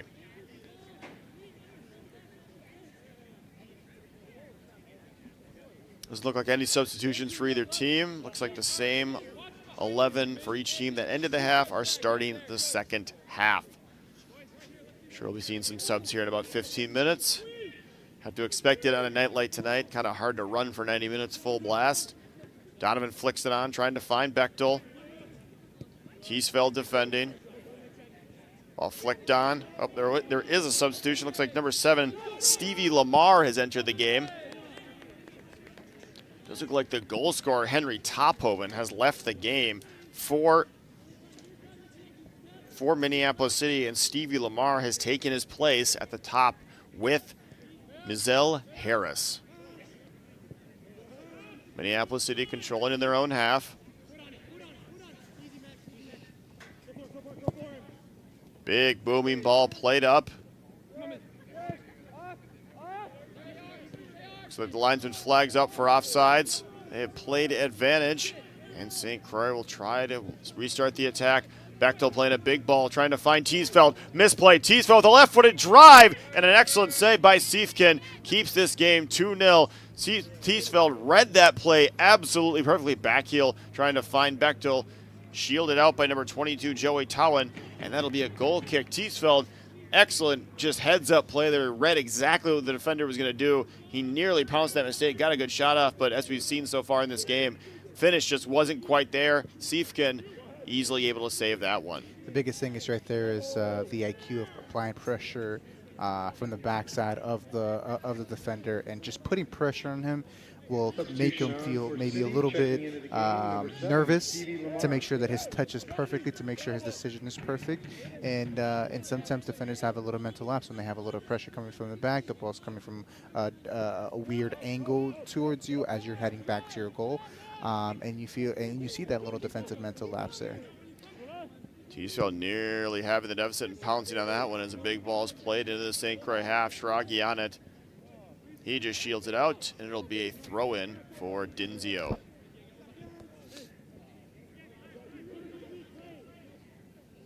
CB Rule, former St. Croix Legends player.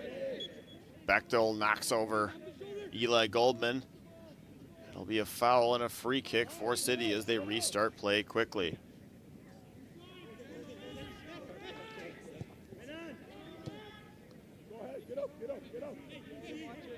City in their own half. St. Croix applying a little bit of pressure, trying to find a way back into this game. Garcia on that right-hand side. Chips the ball over the top. Hill is stepping in to head clear as Goldman now controls. He looks out wide, finds Kozinski. Kozinski clips the ball in. Prater right placed perfectly, and he'll find Contestable as Contestable tries to get this play restarted. Bechtel back to Dinzio. Dinzio knocked over by a CB rule, no foul called. Dinzio wins the ball back. Bechtel to Dinzio. Dinzio's left foot, trying to find Nathan Donovan. Donovan defended well. City will retain possession.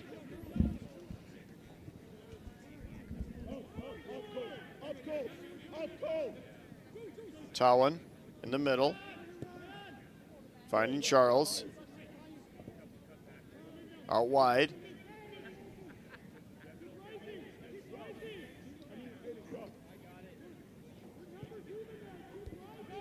Now Charles in the middle.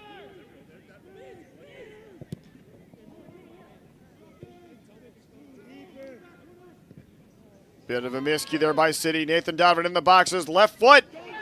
And that Nathan Donovan fires over the net. I thought it was deflected, but it looks like finishing woes continue for St. Croix. Nathan Donovan had an open shot with his left foot, and you'd expect Donovan to put that on frame and maybe get a goal, at least put it on frame and possibly a goal, and just couldn't quite get it. And the game remains 2-0 St. Croix. Like you've said, Adolfo, still getting those chances. It's just one of those frustrating days so far.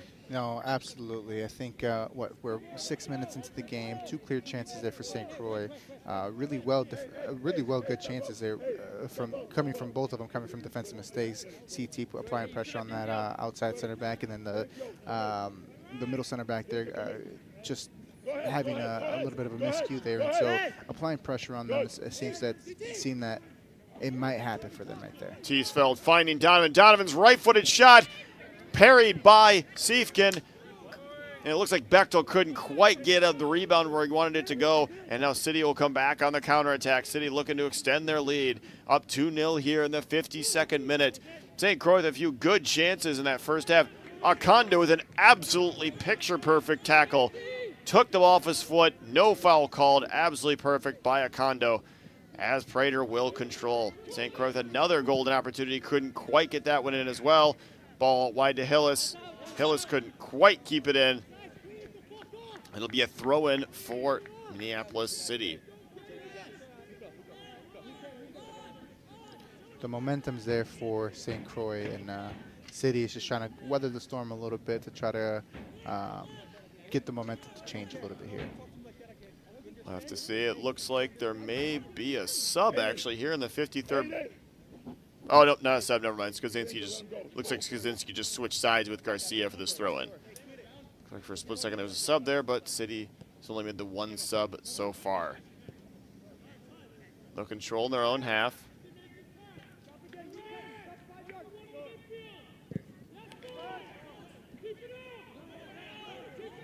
Looks like the sideline ref awarded it to Minneapolis City. The referee overrules him. Gives it to St. Croix as they'll restart play. Stu Sane finding Bechtel, his pass. Only finding Towan. Lamar controlling, defended by Dinzio. Foul called on Dinzio. Testable does a somersault. Not sure exactly what caused that, but it'll be a play restarted as Eli Goldman charges into the St. Croix half. Going to extend this lead. A 4v3. Ball flicked in the middle. Excellent shield there by Aiden Hillis. Shielded his man at the ball, allowing Nolan Meyer to come grab the ball. And now St. Croix in their own half. Boys, we should still be paired up in the middle. Stu Sane rolling it across to Cole Stragi.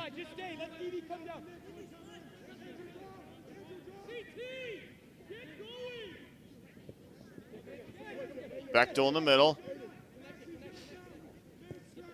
Bechtel out wide to Hillis. Prater. Now Bechtel. Bechtel right-footed cross, dangerous into the box. Just a bit too, not quite the accuracy would have wanted. It was a dangerous cross, just no one on the end of it. Lamar dropping deep into his own half. Get it out wide to Garcia. Garcia defended by Prater. Harris. Now Goldman. Kondo steps in. Clear the danger. We have a throw in here in the 55th minute. Still 2-0 to Minneapolis City. First half goals from Henry Tophoven and Mizell Harris. That is the difference so far. St. Croix had their chances. They've clattered one off the post. Few key saves made by Siefkin. So far, frustrated in the finishing department for St. Croix. Hey, Jonah, here, Jonah. Yeah. Hey, J-Mo, watch behind you, J-Mo. Easy, J-Mo, stop walking. Does appear St. Croix has a few subs warming up, as does Minneapolis City. To see what Coach Jake Smothers has in store. And a straight red card for Luca Contestable. That was, he did foul the player. I don't know. Okay, that's a straight red card here in the 56th minute. So Luca Contestable showing a straight red card. He knocked over number 40, Mizell Harris. Didn't look like there was that much in it, but yeah, that's a straight red card. The only thing I could think about is if he said something maybe after the play. That could be it. I mean, yeah, he clearly knocked him over. I mean, maybe a yellow card, but unless from what I saw, it didn't really look like a straight red card offense. But he must have, yeah, like you said, he must have said something. Well, that decision throws a wrench into the St. Croix plans the rest of the game. Not only are they down 2 goals, they're now down a player as Luca Contestable gets a straight red card. And now Minneapolis City will have a free kick here 40 yards from the net.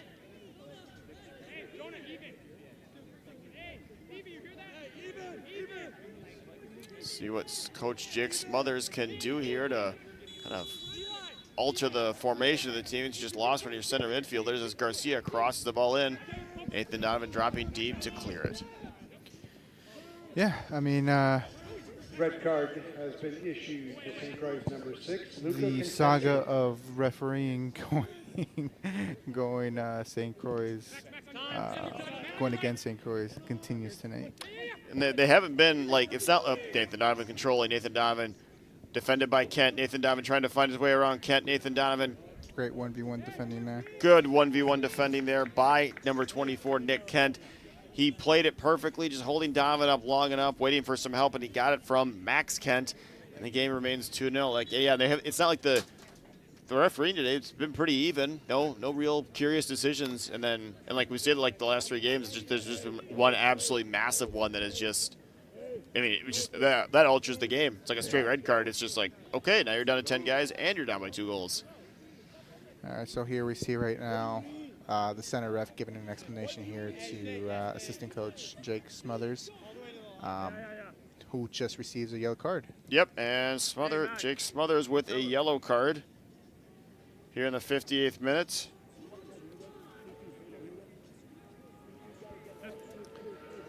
Play short. How about that play big? Yellow card caution has been issued. It does look like there's at least a couple more assistant coaches on the bench, so if Jake does receive another yellow card, at least they'll be able to continue. Minneapolis City controls on the right-hand side. Dinzio with the ball. Dinzio finds Bechtel to Teesfeld. His pass missed hit, now controlled by City.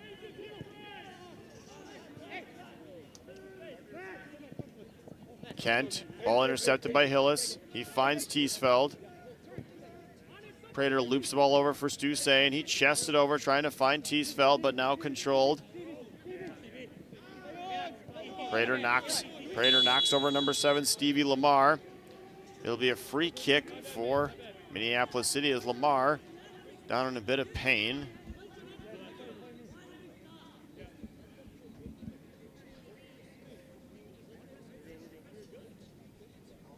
We have a replay here.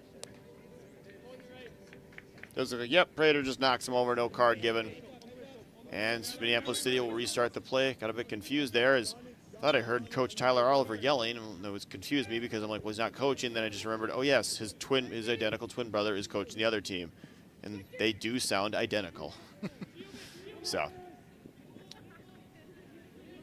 Dinzio controlling this left-hand side.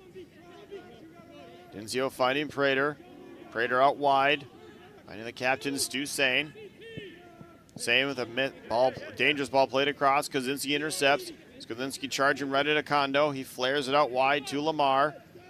Lamar with a right-footed curling shot. Sails wider than of a sprawling Nolan Meyer. And in the 60th minute, it'll remain 2-0.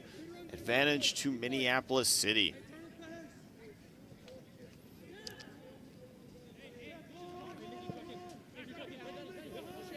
Donovan controlling the goal kick.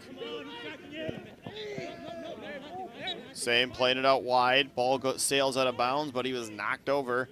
It'll be a free kick here for St. Croix Legends. Hillis. Now Sain. Sain, big ball trying to find Donovan. A mishit ball.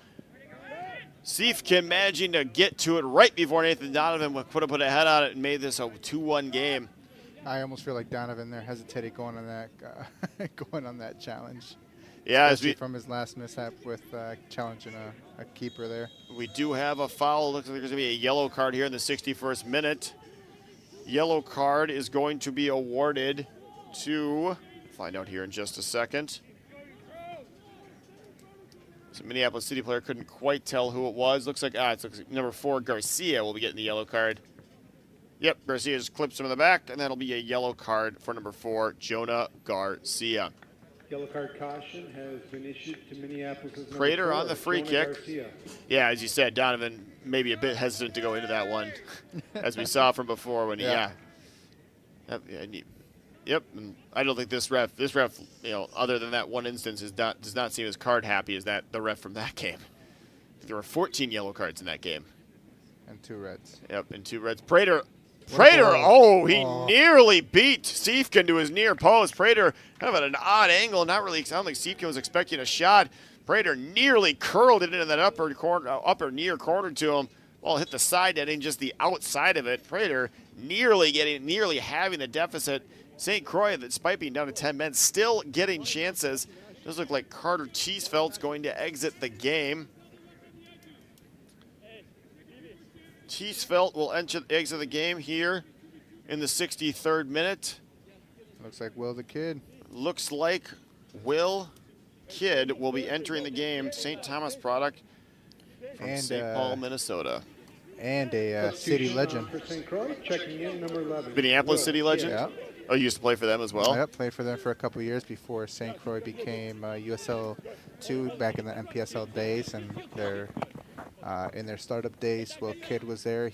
He has some kind of record with them. I can't remember if it was goals or assists or something like that. He has some kind of record out with them. Oh, interesting. Did not know that. Well, yeah. Then he moved. Life happened, and then we came back. He moved here not too far away from Stillwater, and just coming out here, helping out with the UPSL team and getting some minutes with the USL. All right. Will Kidd now entering the game here. Schrage steps in to intercept.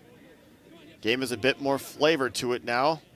Players knocking, a few more bodies falling down the field.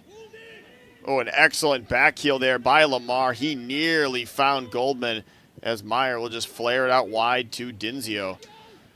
St. Croix still giving a good account of themselves despite being down to 10 men after a 56th-minute red card to Luca contestable as Hillis flicks it on. Kidd's a step too slow there. And it'll be a throw-in here for Minneapolis City. 64th minute, still 2-0 Minneapolis City. St. Croix now without their chances despite being down to 10 men.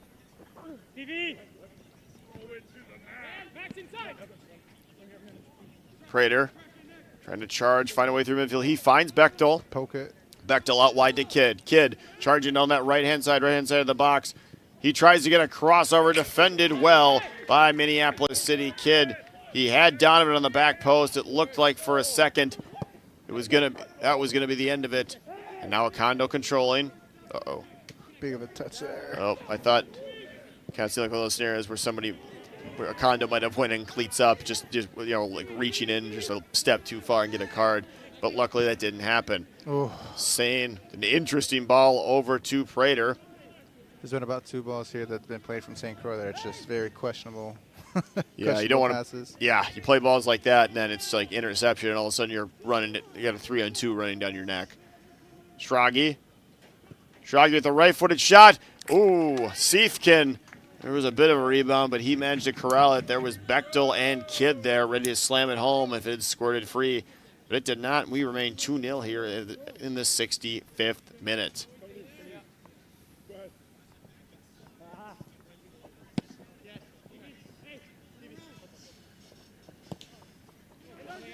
Kondo sliding over. Clips it off of Skozinski. And he'll restart play via the throw-in. 25 minutes left and 25 minutes left before added time. St. Croix down to 10 men and down 2 goals, trying to find their way back into this game. Schrage heads up. Saying clips it out wide to Dinzio. It's a bit too far, and it'll be a throw-in for Minneapolis City. So it looks like Minneapolis City is going to have a couple of substitutions here. Looks like Bernard CB Rule is going to exit, and it looks like number 8, Jamison Charles, will exit. So number 21, Lionel Vang, will enter the game. And number 27, Scotty Heinen, will also enter the game. Does not look St. Croix. Other than Teesfeld and Heck, they still have basically the same team. I believe that Coach Jake Smothers is going to have a couple more substitutions up his sleeve here in the second half. Get some fresh legs out there. Schrage misplays. Kondo sends one skyward. Kidd managing to win it. Kidd still battling. Ball cleared out by City. Be a throw-in for St. Croix.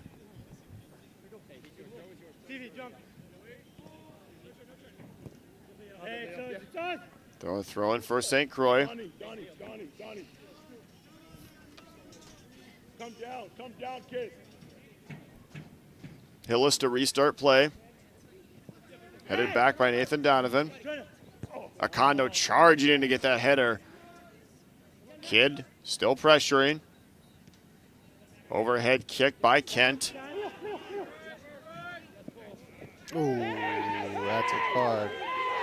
Vang looks like with a dangerous tackle there. Looked like his studs may have been up. No foul called. Him and Schragi going for the ball. Lang was just a bit late. Looked like kind of a dangerous tackle. No foul called by the referee, and play will continue. Kidd sends a ball across the box. Donovan with a bullet! And Garcia can just head it out for a corner kick. Donovan flicked it up to himself, fired an absolute bullet, but Evan Siefkin was perfectly placed to thwart the danger. Donovan, again, it's just been that kind of day for St. Croix. They get chances, they're working into the box, and they just can't get that last touch. Correct. Yeah, you know, the keeper's been making pretty good saves today as well as far as the post. Siefkin collects Prater's corner kick easily. Yep, the post has not been their friend. Siefkin's played excellent so far. He's been a couple of keys. He's been perfectly placed in a couple of shots, and game remains 2-0 for that reason.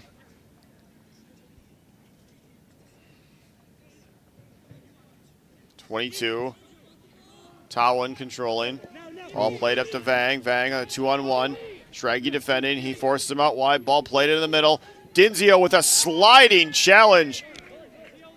Absolutely perfectly timed. Dinzio had to get that exactly right. If he's a bit too early or a bit too late, if he's a bit too early, he might miss the ball. And it would have been Stevie Lamar in Angola alone. He's a bit too late. He clatters into Lamar, and you have to believe a foul in the box there. It would probably be a red card and a penalty kick. Donovan controls. Donovan spins away from Kent. Going down that right-hand side. Donovan clears it out. Looks like Lamar is still down. Referee's going to have a break. Dinzio with an audacious slide tackle there in the box. He saw it coming a mile away, but it was a last-ditch effort. Lamar looked like he was about to pull the trigger and give Minneapolis City that 3-0 lead they've been striving for. Trainer enters the field. Hopefully Stevie Lamar is okay. Lamar just got absolutely cleaned out, but no foul called. We'll have a bit of a respite here from the game. Lamar still down.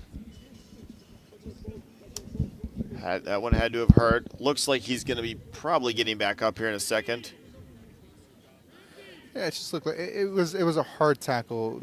It was a hard tackle. It was a good tackle there from. All right, we're gonna have a replay here of that Dinzio slide tackle. Vang plays a beautiful ball in. Yep, yeah. Dinzio looks like he got the ball. Did get the ball. Did get Lamar. Lamar sent tumbling over. Looks like Lamar. Oh, bit of sportsmanship from Nolan Meyer helping Lamar off the field. Yeah. Looks like Lamar will not be able to continue. Looks like Minneapolis City's going to have to make a substitution.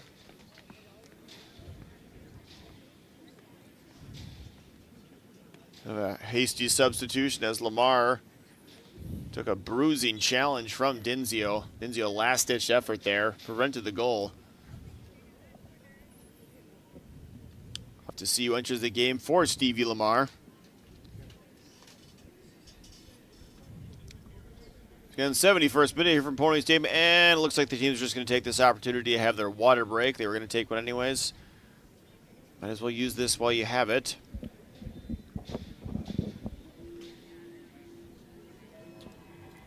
'71st minute here from Pony Stadium. Still 2-0 to Minneapolis City. First half goals from Henry Tophoven in the 17th minute, and from Mizell Harris in the 26th minute. Luca contestable with a straight red card in the 56th minute. So Minneapolis City, in addition to being up 2-0, they're also up 11 players to 10. As where we sit right now, Pony Stadium in Stillwater, Minnesota, this USL2 Deep North matchup. Once again, Minneapolis City currently sitting in 5th place. St. Croix Legends right ahead of them in the standings in 4th place. Judging by that is where they will sit at the end of the season. Neither team can really, City can't really catch St. Croix Legends. However, there is still one more game for each team. Oddly enough, it is against each other. That game, it's either next Thursday the 25th or Saturday the 27th. Check your local listings. Check the Minnesota Super Cup website because that is the final of the Minnesota Super Cup. St. Croix looking to get some hardware out of the season as their playoff run ended, as their run for the playoffs ended. No, it does look like actually. All right, we got a few shots on goal here from the first half. Looks like Stevie Lamar actually re-entering play. Cross in, dealt with easily by Siefkin. And this is the Bechtel, point blank, top of the 6. He side foots it and just clatters it off the bar. Donovan with a booming left-footed shot. Manage it, but Siefkin, again, equal to the task as he has been so far.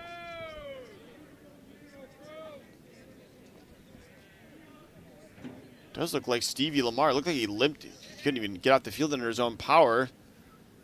He did take a hard tackle from Dinzio, but it looks like luckily it looks like he's going to be able to continue here for Minneapolis City.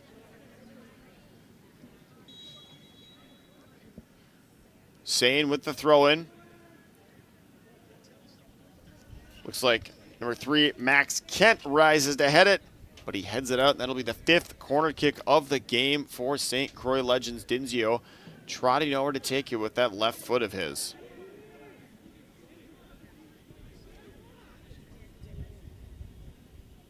Dinzio crossing over.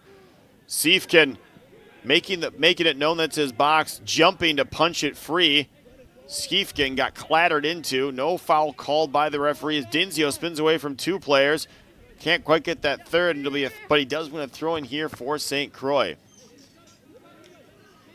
Just fantastic footwork there from Dinzio. Yep, as we can see, again, we've seen this all year. Yeah, Dinzio just a special kind of player. Again, youngest player in the field, does not look like it at all. Big throw-in from Stu Sane, cleared out by City. Schragi heads it back in.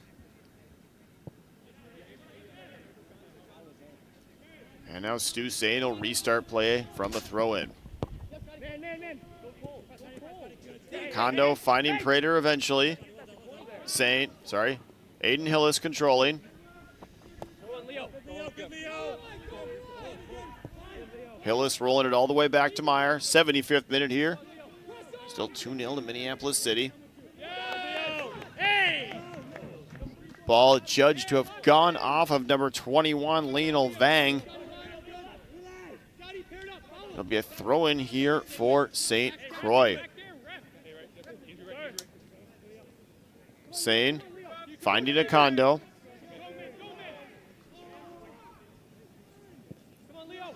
Out wide to Hillis. Schragi mishits his pass, intercepted by number 27, Heinen. He finds Stevie Lamar. Kondo stepping in at the last second. Harris spins away from Sane. Harris trying to find his way past to Sane. Sane with some excellent defending there, wins the ball off Harris and looks to restart the attack. Tries to find Donovan. Ball hit a bit too high. As Skaczynski across. Ball played in the air. Schragi and Lamar rising to head it.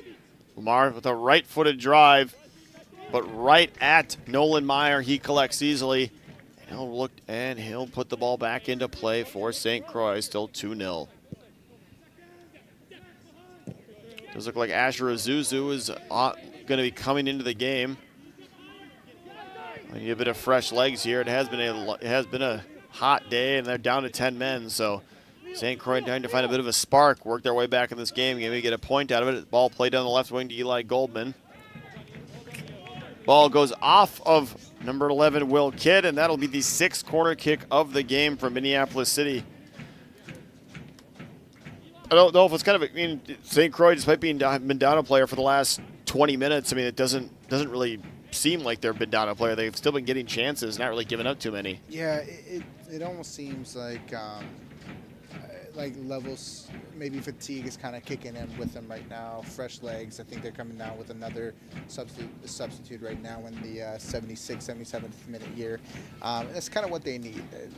Playing in this heat on the turf specifically, and then having a man down, you're putting a lot of mileage on these legs tonight. And so getting some young, fresh legs out there, and whether they're playing to try to establish a goal or try to get a point, I think the important thing here is to get these younger players some experience, and to know that, hey, in about a week and a half, 2 weeks, we'll see them again for a 3rd game this year. All right. Dinzio controlling Vang's. Vang's corner was corralled easily by Meyer. Dinzio spinning away from one defender. Dinzio driving into the Minneapolis City half. Plays the ball at the wing to Schrage. Schrage defended by Garcia. Schrage trying to send a low left-footed cross. The ball deflects back to him. Schrage clips one to the back post. And Skozinski, the only thing he's able to do there is flick it out for a 6th corner kick of the game for St. Croix Legends. Yeah, he had a St. Croix player in front of him, a St. Croix player behind him. I mean, even if he wanted to put that ball down or try to control it, he would get collapsed really quickly. Probably the most prudent option there was the one he chose. Looks like number 9, Asher Azuzu. And Liam Morea will be entering the game here for St. Croix. Looks like Stu Sane has left the field, and I believe that's probably Shea Bechtel. Acondo flashes a header, and it goes just wide. Acondo trying to skim that one off the top of his head into the side panel. Wasn't quite able to do it, and it remains 2-0 here. Once again, 70th minute, Asher Azuzu comes on for Shea Bechtel. Liam Morea comes on for number 12, Stu Sane.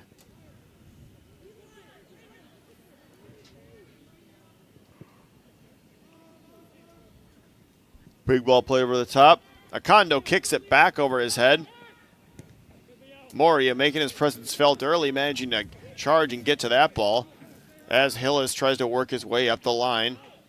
Ball goes out. It'll be a throw-in for Minneapolis City. 79th minute Quick here. throw-in there. Quick throw-in. Goldman nearly getting to pull the trigger point blank, but Acondo once again coming in to cut him off and give Nolan Meyer time to come collect the ball. Another good piece of defending from Ramsey Oro Acondo. Denzio's touch deserts him for like one of the only times I can remember doing that. It'll be a throw-in here from Minneapolis City.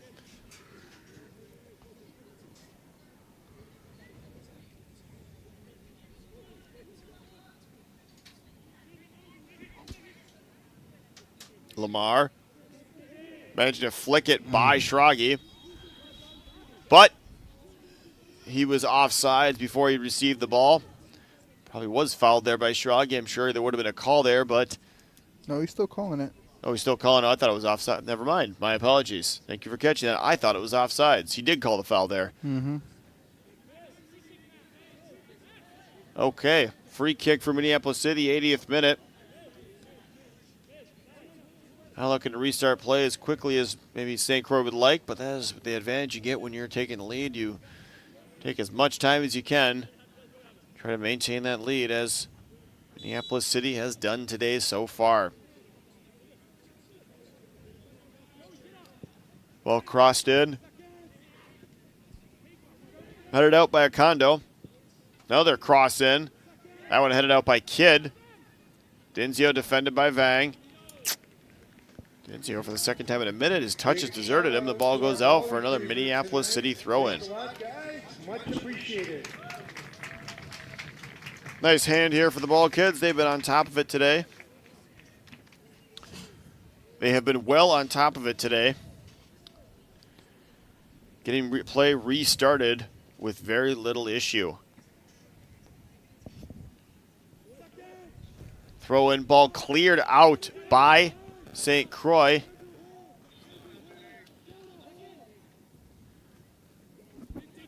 Prater fouled in the middle. And it will be a St. Croix free kick as Acondo just blasts one up, trying to find Donovan. Donovan trying to get a flick on. He does get a flick on. Azuzu charging after it. Azuzu managing to beat his man to the ball. And I believe he may have just won his team a corner. Some great hustle there from Asher Azuzu. Looked like number 24, Nick Kent, had the angle on him. Kent been playing for 82 minutes already. Maybe a bit tired. Azuzu beating him the ball, getting it deflected off him. And now Colton Prater will step over to take the 7th corner kick of the game for St. Croix. Yeah, well done there from Asher. You know, fresh legs, just driving through anything, trying to hustle and just being scrappy. Prater's corner cleared out. Schrage trying a speculative effort from about 25 yards out off the half volley. He sends it well high of the net. And in the 82nd minute, it will remain 2-0.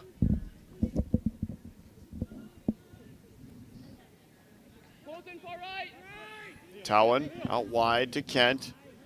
Kent drives a ball all the way across the field, collected by Denzio. Spins it to Moria. Moria defended by Heinen. Heinen knocks it out of bounds. Throw in for St. Croix.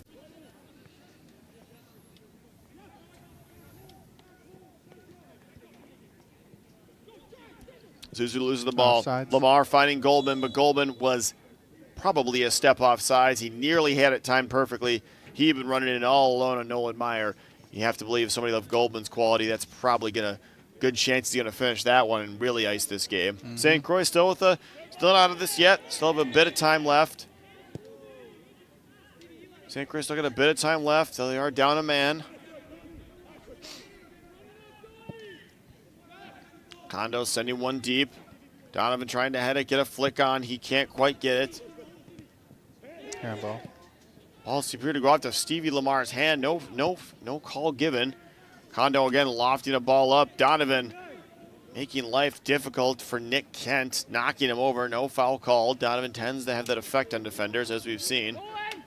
We're going to play Nathan Donovan. You're going to 90 minutes. It's going to be physical. You're going to be running. It's not going to be the most fun day for you. Ball clear to the middle. Donovan with a looping header, trying to get something going. His header from about 14 yards out sails over the net, and it'll be a goal kick. Last 2-3 chances there that St. Croix tried to go to goal have been trying to find Nathan Donovan in the air, trying to see if they can flick on something and have maybe Asher or vice versa run onto it and be able to go ahead and put that ball in the back of the net. So that's really interesting. Interesting bit of play. Yeah, interesting bit of strategy there. Almost worked there. Donovan did get a header, just sailed over the net, as Minneapolis City will win a throw-in. 85th minute. Pony Stadium, still 2-0 Minneapolis City. They look to close out this USL2 regular season with a win against their crosstown rivals, St. Croix Legends. Two teams will be back in action again next week in the 2 weeks from now in the Minnesota Super Cup final. Are they one apiece so far this season? I believe so. No, actually, I think St. Croix might have won the first two games. If they played 3 times in the league, I think St. Croix actually might have won the first 2 games. So I think it was at least a tie, because I think it was in that 7-game unbeaten run St. Croix went on. So I could be wrong though. You could. It's always a possibility. Towan finding Lamar. Lamar knocked over by a Kondo. Prater got stuck in there. Nothing malicious there. Number 7 has seemed to be on the ground a lot more. Yeah, Lamar he's taken some shots today. Dinzio, that slide tackle, knocking him end over end. And right there, Lamar getting knocked over again. Seems to be nothing malicious in those challenges, just challenges that happen in the normal course of a game. City controlling in their half. Garcia down that right wing, defended by Dinzio.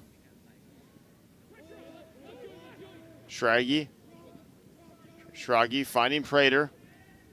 Prater trying to return the favor. He can't quite, but it'll be a throw-in for St. Croix. Ball deflects off the foot of Nathan Donovan.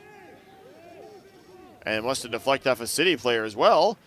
It's a throw-in for St. Croix. Dinzio flings it down, trying to find Donovan. Donovan trying to find a way past this defense himself. Donovan cutting across top of the box. Touched a bit too far, and Vang ends up clearing the danger.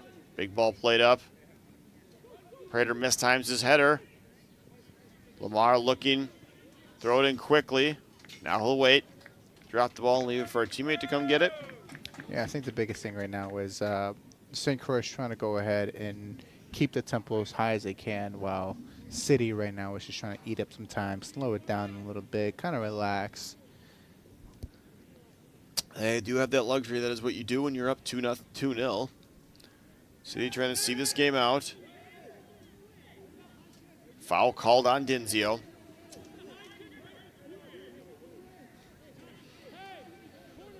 Coach Jake Smothers making his displeasure known to the referee about that call. So far only a yellow card for him. Towan knocks over Prater. Towan 30 yards out. Finds Vang. Bang out wide to Garcia. Garcia with a dangerous cross into the middle. Aiden Hillis plays perfectly. But Skozinski with the right-footed shot. Kidd leaping to block that shot. Excellent bit of defending there from number 11, Will Kidd.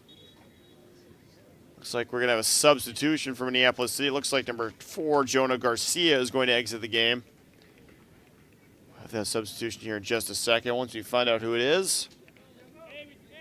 Looks like number 50, Sam Kading, will be entering the game here in the 88th minute. Substitution on for City. Checking in number 50, Sam Keating.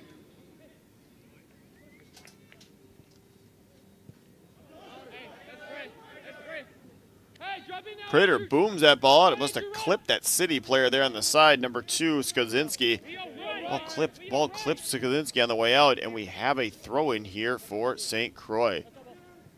Flicked on by Prater. Azusa trying to charge on that right wing. Tawan managing to stick a foot out and get that out of bounds. Azusa would have had acres of space ahead of him to run into. He'd have had Nathan Donovan up there. It would have been an excellent attack for St. Croix. But Tawan managing to snuff out that danger. And now St. Croix will have to restart play here from a throw-in in the 89th minute. Donovan flicks it in the middle. Bouncing header. Dealt with by City. Hillis heads it across to Schrage. Lofts one into the City half. Kondo on that right-hand side. Trying to find Donovan. Donovan tries to flick it around him. He flicks it. Finds Azuzu. Azuzu on that right-hand side. All number 24, Nick Kent, can do is kick it out. That'll be the 8th corner kick of the game for St. Croix Legends.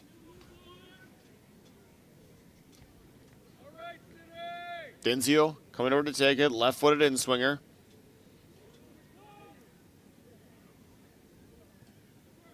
Denzio with the ball to that back post. Kidd was right there, but City managing to rise and head it clear.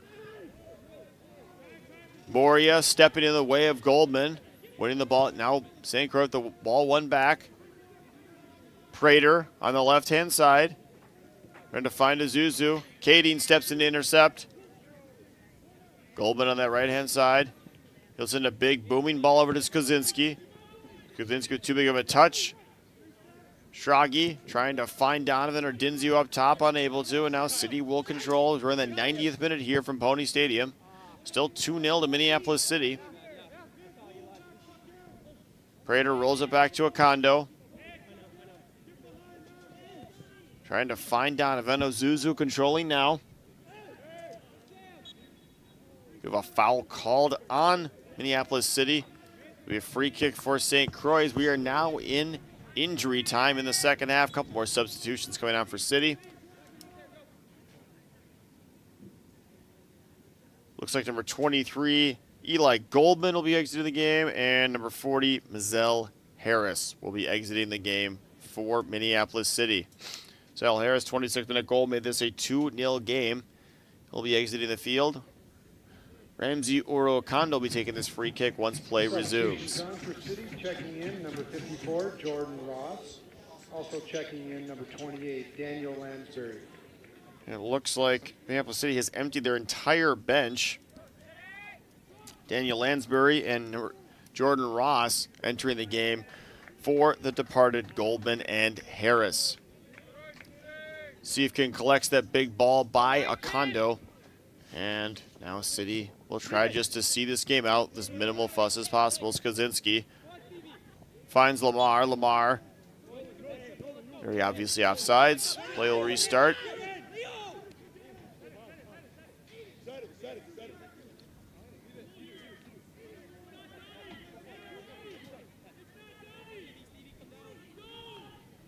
Meyer, left-footed drive up.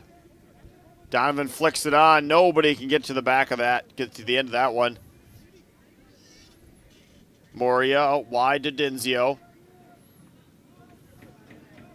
Denzio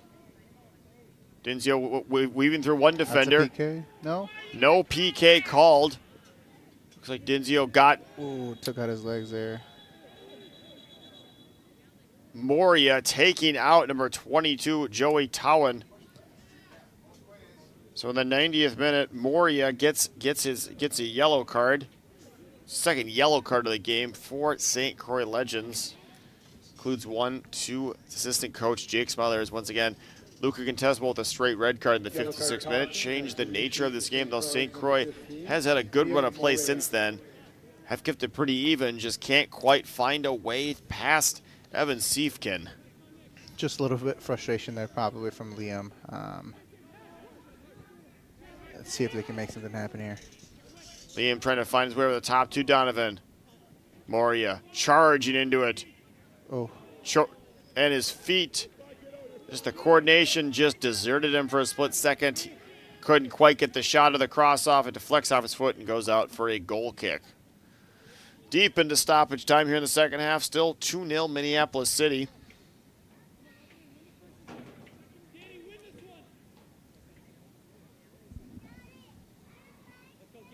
Siefkin. Left-footed spinning loft. Now controlled by St. Croix. St. Croix just booing the ball up, trying to find some way past the defense. Here's Kidd.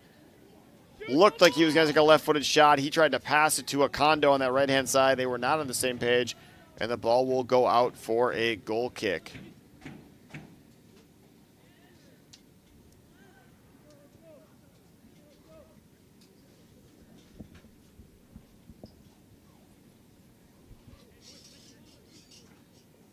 Siefkin. A left-footed drive. Acondo rising to head it. Donovan heads back to Kidd. Handball probably on St. Croix, but advantage is played. Big ball played in. Meyer let it come into his box. He'll collect with his hands and restart play, finding Cole Schrage. Cole, the driven left-footed cross, trying to find Kidd. St. Croix in desperation, oh no, is trying to find any way back into this game, just booming the ball. Not much else they can do at the moment. Some good defending by Aiden Hillis there. It will be a Minneapolis City throw-in.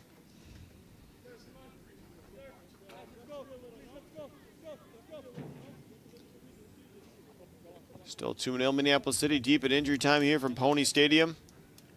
Final USL2 Deep North matchup for each team this season. So for that Minnesota Super Cup matchup, and judging by how this game's the tensions at the end of this game, there will be no love lost in that match as both teams try to lift some sort of hardware at the end of the year. Yeah, should be fun. Should be a fun game to watch there. Both teams are going to try to go ahead and put some silverware in their cabinets, and St. Croix is looking for their first one, and hopefully they're able to kind of come out and be able to play against the City, who do not want to get beat again from this team. They do not. And that will do it as the referee blows his whistle. Final score here from Pony Stadium in Stillwater, Minnesota. Minneapolis City 2, St. Croix Legends 0. That will do it for the regular season for St. Croix. They're going to finish in 4th place. Minneapolis City will finish in 5th place. There's a Super Cup matchup still, but Evan Siefkin, probably the player of the game for Minneapolis City. Several key saves. Some point-blank opportunities. He was perfectly placed for every single one of them. Every single one of them, and he kept a clean sheet as he frustrated St. Croix Legends for the entirety of the game. Yeah, you know, missed opportunities, missed chances, missed opportunities to be able to just put the ball in the back of the net, whereas the City boys were able to go ahead and put the ball in the back of the net. Just take their chances. Yep, that's pretty much the story of the game. Pretty even despite that second half red card. Straight red card for Luca Contestable, putting St. Croix down to 10 men. They still kept themselves in the game. Worked a few chances, just couldn't quite finish them. Well, that's just sometimes how the game works. Okay, well, that'll do it here. This has been Tom Fitzer with Adolfo Gonzalez from Pony Stadium. Adolfo, has enjoyed doing this with you this year. Absolutely, Tom. Thank you so much for this great experience. It's a great experience. I enjoyed every second of it. So that'll do it. We'll have our Man of the Match interview here after the break.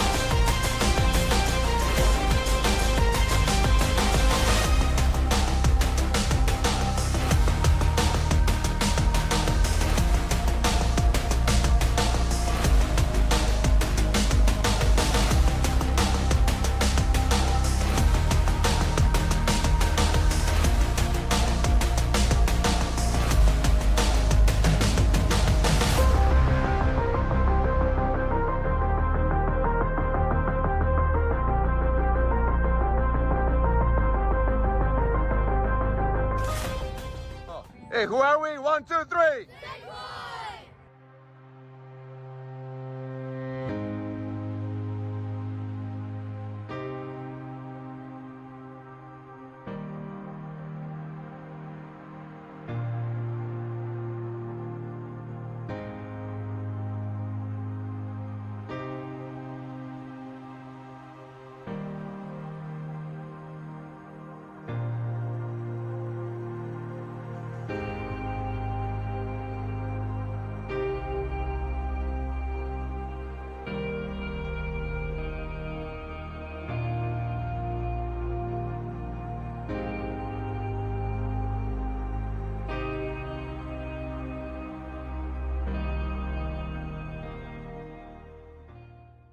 Went to nationals last year? Yes, I was. We went to North Carolina last year. It was great. How was that experience? It was good. Lots of coaches on the sidelines, which you like to see. The school I committed to actually saw me play there, and that's how I was able to commit there eventually to Drake. So it was a really good experience for that. And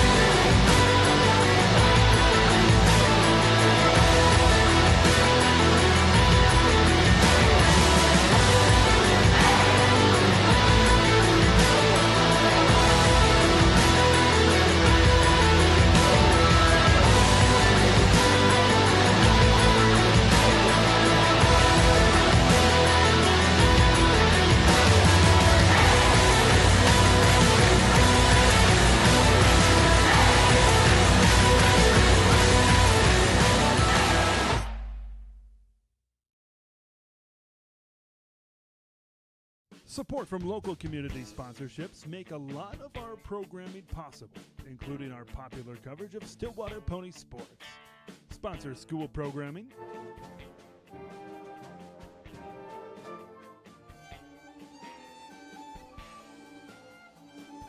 as well as community events. Support local community organizations and their events by sponsoring our coverage or donating at our website, vactv.org. Preserve those local events that last a lifetime. Visit the VAC TV store on your computer or mobile device to purchase school programs and community events. DVD, Blu-ray, and digital downloads are available. Make it easy and search for your program that you wish to purchase. Buying is convenient with multiple options at your disposal while checking out. Visit vactv.org/store today. Community Ed serves a great purpose in our community and helps keep families connected. Community education has something for everyone. I really love watching the kids improve.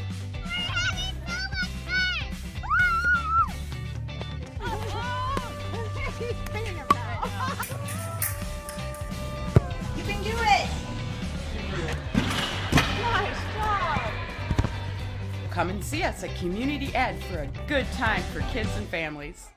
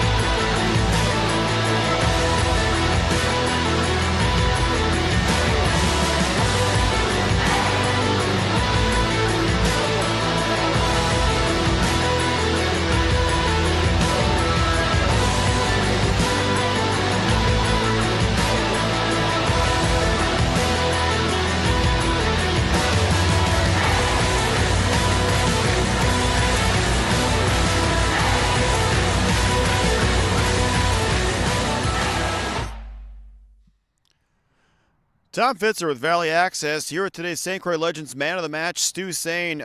Stu, obviously, game didn't turn out like you obviously you hoped it would have. What's one positive you can take away as a team from this game? Yeah, I think we generated a lot of chances. Time after time, we had great chances all game. Generating them is half the battle, and then we just couldn't finish today. But I think we'll bounce back pretty quick for next game. Yeah, but the next game will be that Super Cup matchup against the same Minneapolis City. I'm assuming a game got a bit intense there at the end, I think. Do you think that's going to carry over into the Super Cup final? A lot of us are friends, but on the field it's going to be a battle. Things boil over. It was a tough game. So, yeah, I think we're going to come out fighting just like they did. I think it'll be a fun way to end the year, though. All right, good. And then overall, the season, obviously you had that streak of like 7 unbeaten, and then the last 2 games didn't go the way you wanted them to. What's the biggest positive you can take away from the season as a team? Yeah, we're a new program. This is our 3rd year, and we just keep getting better and better every single year. We've been moving up the table. And, yeah, when we have our full team here, I think we're the best team in the division. We've proved it time after time. Just with summer soccer, so many guys are traveling, going to pro combines, and then just some red cards at the end of the year really kind of threw us off our game, I think. Yep. And then I've been informed that you're going to start getting into coaching next year. Is that correct? Yeah, correct. Got one more semester at Milwaukee, and then I think I'm going to get into some college coaching and some club coaching, hopefully. So no player coaching, just straight coaching? Maybe some player, maybe some team. We'll see how it goes. All right. Well, thanks for doing this interview. Best luck whatever you do in the future. And this has been Tom Fitzer with Valley Access.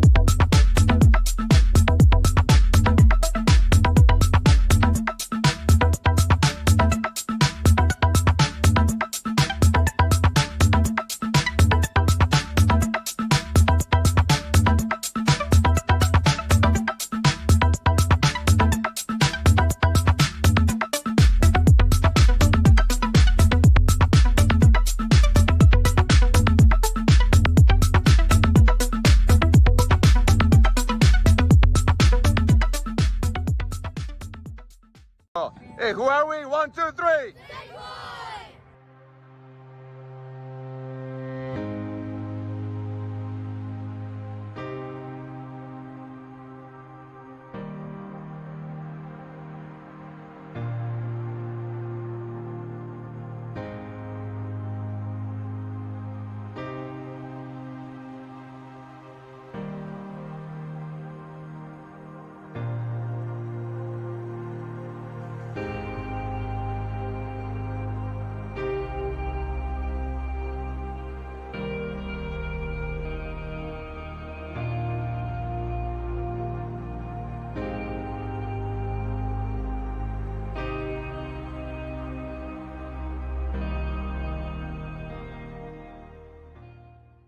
Went to nationals last year? Yes, I was. We went to North Carolina last year. It was great. How was that experience? It was good. Lots of coaches on the sidelines, which you like to see.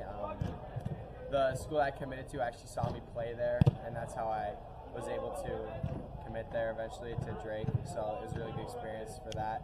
And